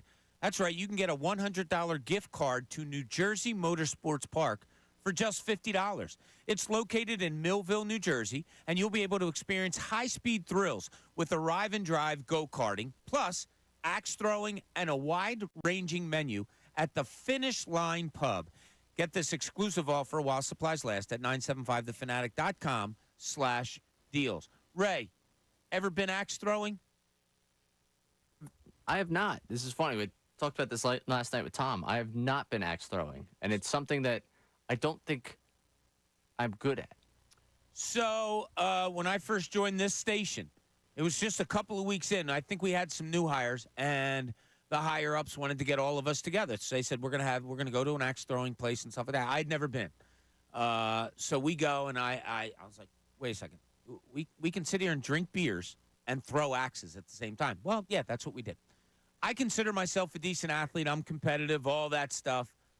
I could not throw the axe for the life of me. I couldn't get the proper spin, and it drives me crazy because when I can't, like, get something athletically, it drives me nuts. So we're going, and there's like Jamie Frankel, and those guys are getting bullseyes and stuff. I can't even get mine to stay on the wood. So I'm screwed. So it ticked me off. So I'm going to have to try it again. Maybe we can make that an outing where you and I can go out and try to throw some axe. I would absolutely. Ray, this is where you talk. What's the matter? Just throw an axe Just around, two guys man. throwing an axe, man. Yes. The difference between you and I is you grow very frustrated about not being able to athletically do anything. At this point in my life, I've let go of that feeling that I'm going to be good at something.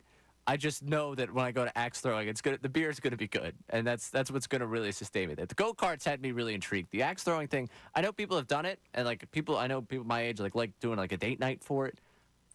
I haven't been able to do it, mostly because I guess at this point, date night for me would be more of an impressing thing, and I don't think that's where I'd be at my best.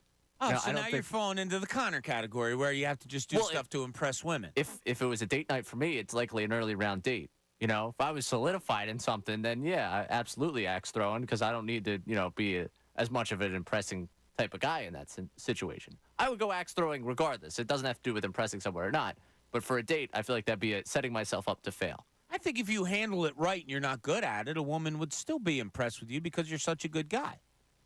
Like, That's a you'd nice be like, fairy oh, my land you God, live I'm in. terrible at this. They'd be like, oh, that's okay. Yeah. As opposed to, hey, as opposed to trying to be Connor, who Right. Connor thinks he should be or is. Like, oh, got another one. I'm killing you. Man, look at me. Yeah, I mean, it's a nice Disney movie you're living in that I'm bad at the axe throwing, and that works out for me. But I appreciate the insight. You wanted to rip Connor earlier. I forgot about this. I did what? You wanted to rip Connor earlier. We did not get to this. I want to rip him so many times about different things that I forget. I know. I'm What trying was to it? Do you think back remember? to what he had to say today. That He was come- it was he the came in- BYOB thing. Oh, yeah, that's right. Yeah, I did bring that up. Thanks, Ray. I appreciate that. So you or somebody brought it up today about what do you think about BYOB? They brought it up to me, and I brought it up to Amy, and Amy said, what do you mean, bringing your own booze to a party? No, I mean going out to BYOB restaurants. As we have gotten, to our age where we go out with friends an awful lot and couples will go out and everything like that, the BYOB is the place to go. Because, we'll usually just share the bill. We all throw in a credit card, and boom, that's the way it is. Now, you may have a couple that goes and gets the 2 or 3, drink of the days that are like a $10 drink or a $12 drink. And then, you wind up that certain people, I'm just talking about how some people perceive it. Whereas opposed to, you go to a BYOB, you get to bring what kind of drink you like. You're guaranteed the drink you like. I like to bring a bottle of wine, and I might bring a couple of beers, depending on the type of, place we're going to, whatever. Might bring a bottle of red, a bottle of white. We'll see how it plays out. You take it home. Whatever you don't finish, you can take home. Everything's good. I think BYOB, saving money, is the way to go. You had a little fight back on it. No, it was Connor that had the fight back. Connor was anti-BYOB. Oh, that's Because right. we were talking about it started in this studio actually. Because the conversations that Connor and I have here in the morning, sometimes I don't really know how they spurn. But I think we were talking about going out on dates and the place that he likes in Old City. I was going off the place I like in Old City. The place that I liked was BYOB, and then he jumped into well, I'm not a big BYOBsman. And I was like, I don't understand how you could not be. Right. I think, you just buy the bottle of wine and you finish the bottle of wine. Or if you don't, you take it with you. It's okay to take it. But you guys are probably going out to a bar after dinner, so carrying around a bottle of wine right. isn't Yeah, something it you're ends gonna up do. being. But if you have a car, you can keep it in the car. But if you're Ubering, I understand that situation. Yeah, and if you're driving, I probably wouldn't finish the bottle of wine. Exactly. I would probably advise that you leave some wine in the bottle there. Yeah. But for me, living in the city, I'm Ubering, so the point mute on that one. But regardless, he was anti-BYOB because he said that it ends up becoming a thing where he has to finish the bottle of wine because he doesn't want to carry the bottle of wine. He also doesn't like being limited to the one thing. He would rather bring a beer. He's not a big wine guy. It sounds kind of whiny for a guy that should just enjoy a good time. He sounds like a bitch is what you're trying to say. That's not what I said. Well, you're trying to, but you're nicer than I am. BYOB just, to me, is a superior option. Oh, it's the great option. Like, there's a place, so we used to do, and we still mostly do it, on Friday nights is our ordered pizza night, right? That's what we do. We have a place next town over that I go and get the pizza from.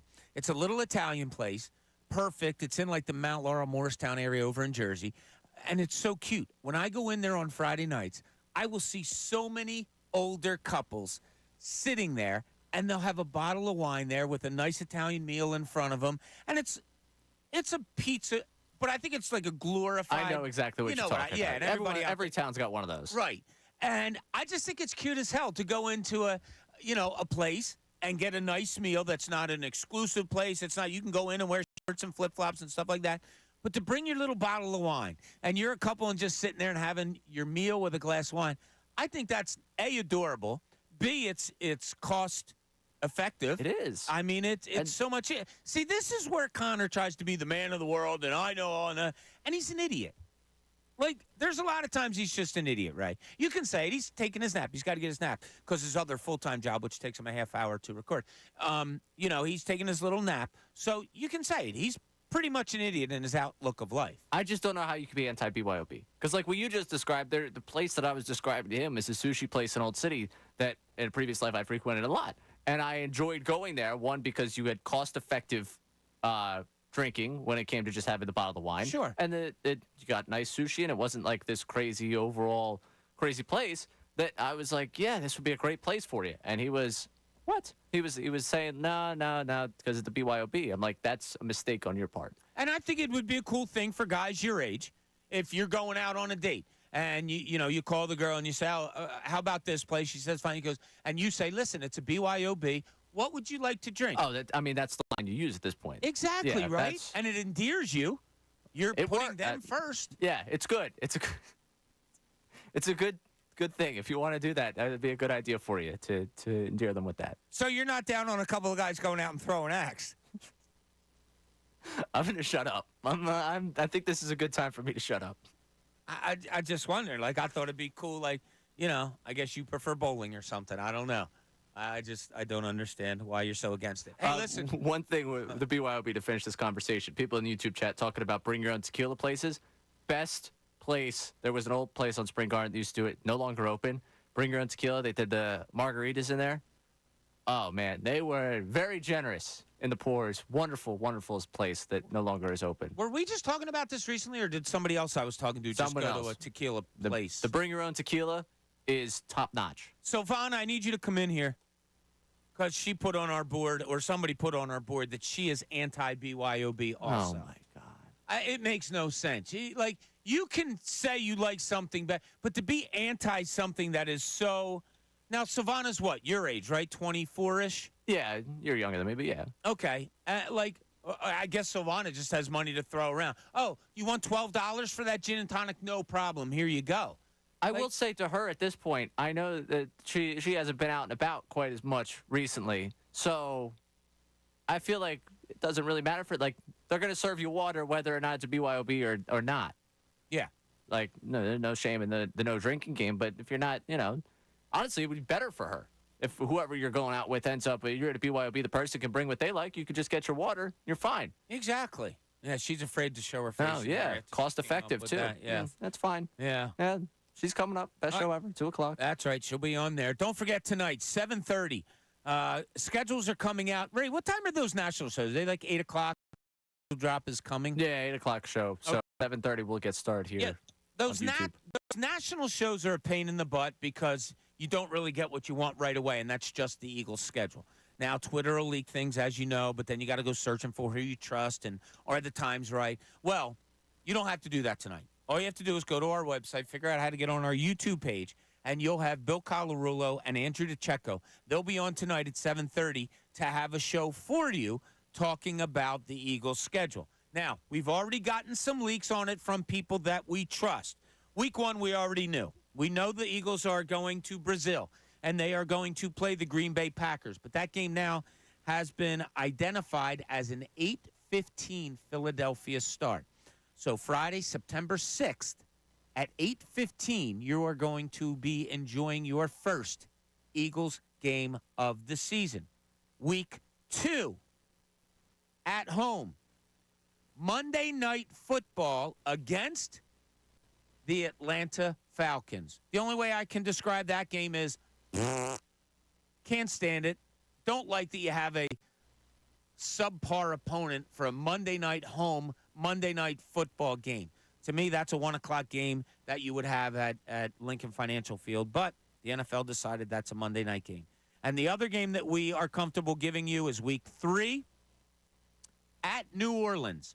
So that'll be, let's see, 6, 7, 8, and 14 is 22. So you're going to be like September 22nd-ish, somewhere around there, Ray, that you're going to be flying down Yeah, to? September 22nd to Sunday. Okay, so you're going to be flying down to New Orleans for that game. You've already tried to book some flights down there. You're trying to see what your best price is. We put it out there before that if you are taking a caravan down, I don't know if you're riding a cycle down that has a side seat, anything. If you can fit Ray in your travel plans, feel free to get in touch with us at 610-632-0975. Anyway, that's what we have going on here. We will wait for that coming up tonight. When we get back, we'll put a wrap on this show as we get ready for the best show ever. This is Middays, Bob Cooney, 97.5 The Fanatic. We are talking sports.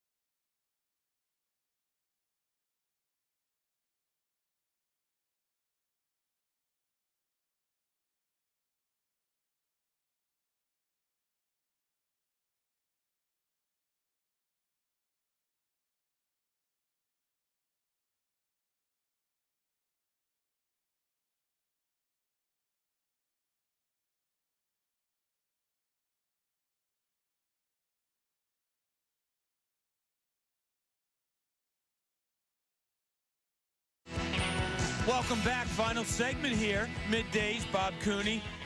Ray Dunn producing, doing a terrific job as always. So when we got done the last segment, I went out to say hello to Silvana. I said, how dare you not come in when I ask you to please come in and talk with us? She goes, oh, I didn't hear you. So Silvana is anti-BYOB. So I was like, what is that about? And she says, because when I go out, I kind of like to decide right then and there, like, oh, this is the kind of drink I might want right now. I said, okay, you know what? Fair enough. I understand that. It's like, I compared that to, there are many times we'll go out to a restaurant and my wife or other people say, oh, what are you getting? And I'll be like, I don't know. I got to see the menu and hear the specials and all that. They're like, nah, I already looked online, saw the menu. I know exactly what I'm getting. I can't do that. I got to feel the ambiance. I got to see how I feel when I go to a restaurant, right? Bob did something yesterday that I think makes me a certain advancement in age. Oh, I'm all for that. I asked the server.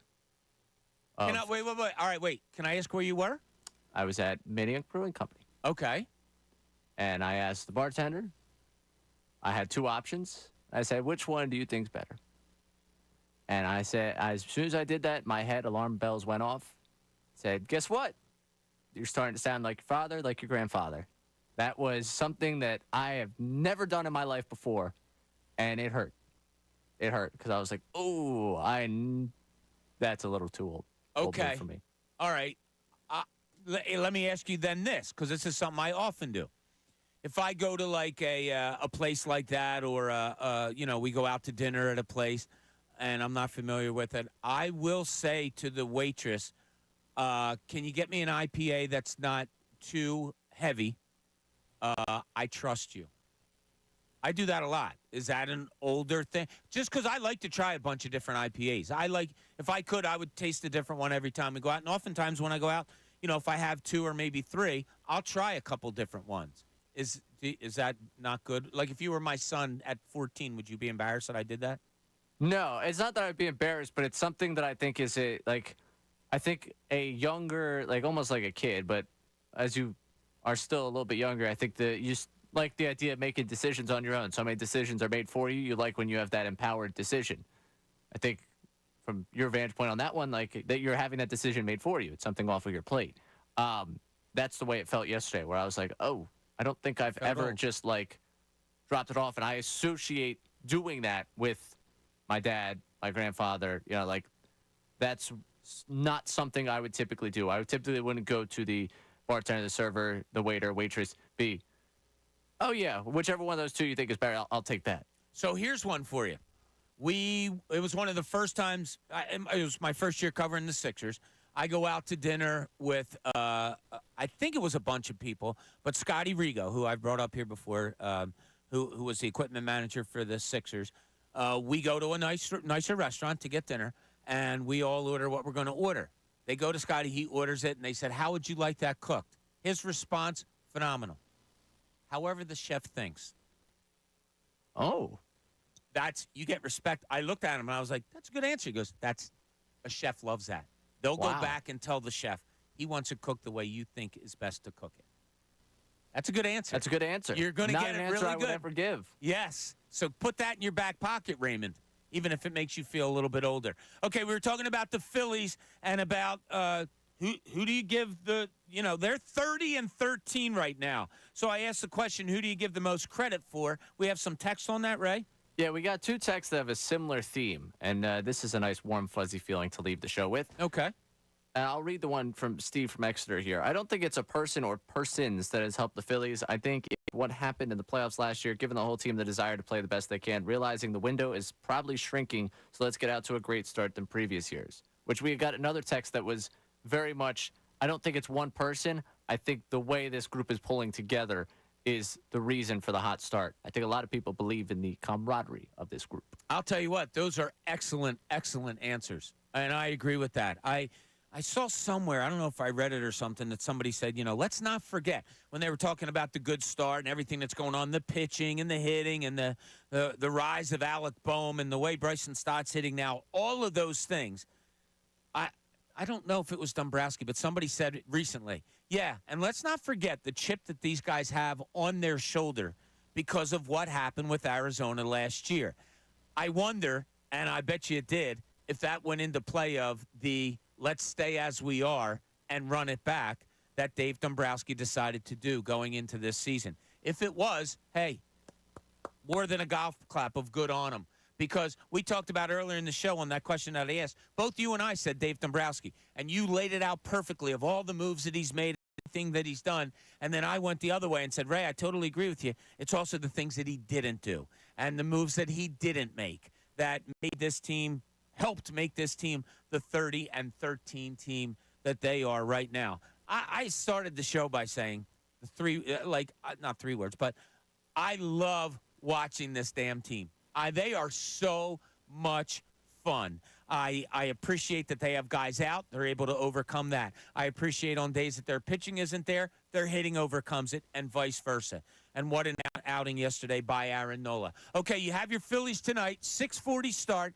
They host the Mets in a 2-game home series.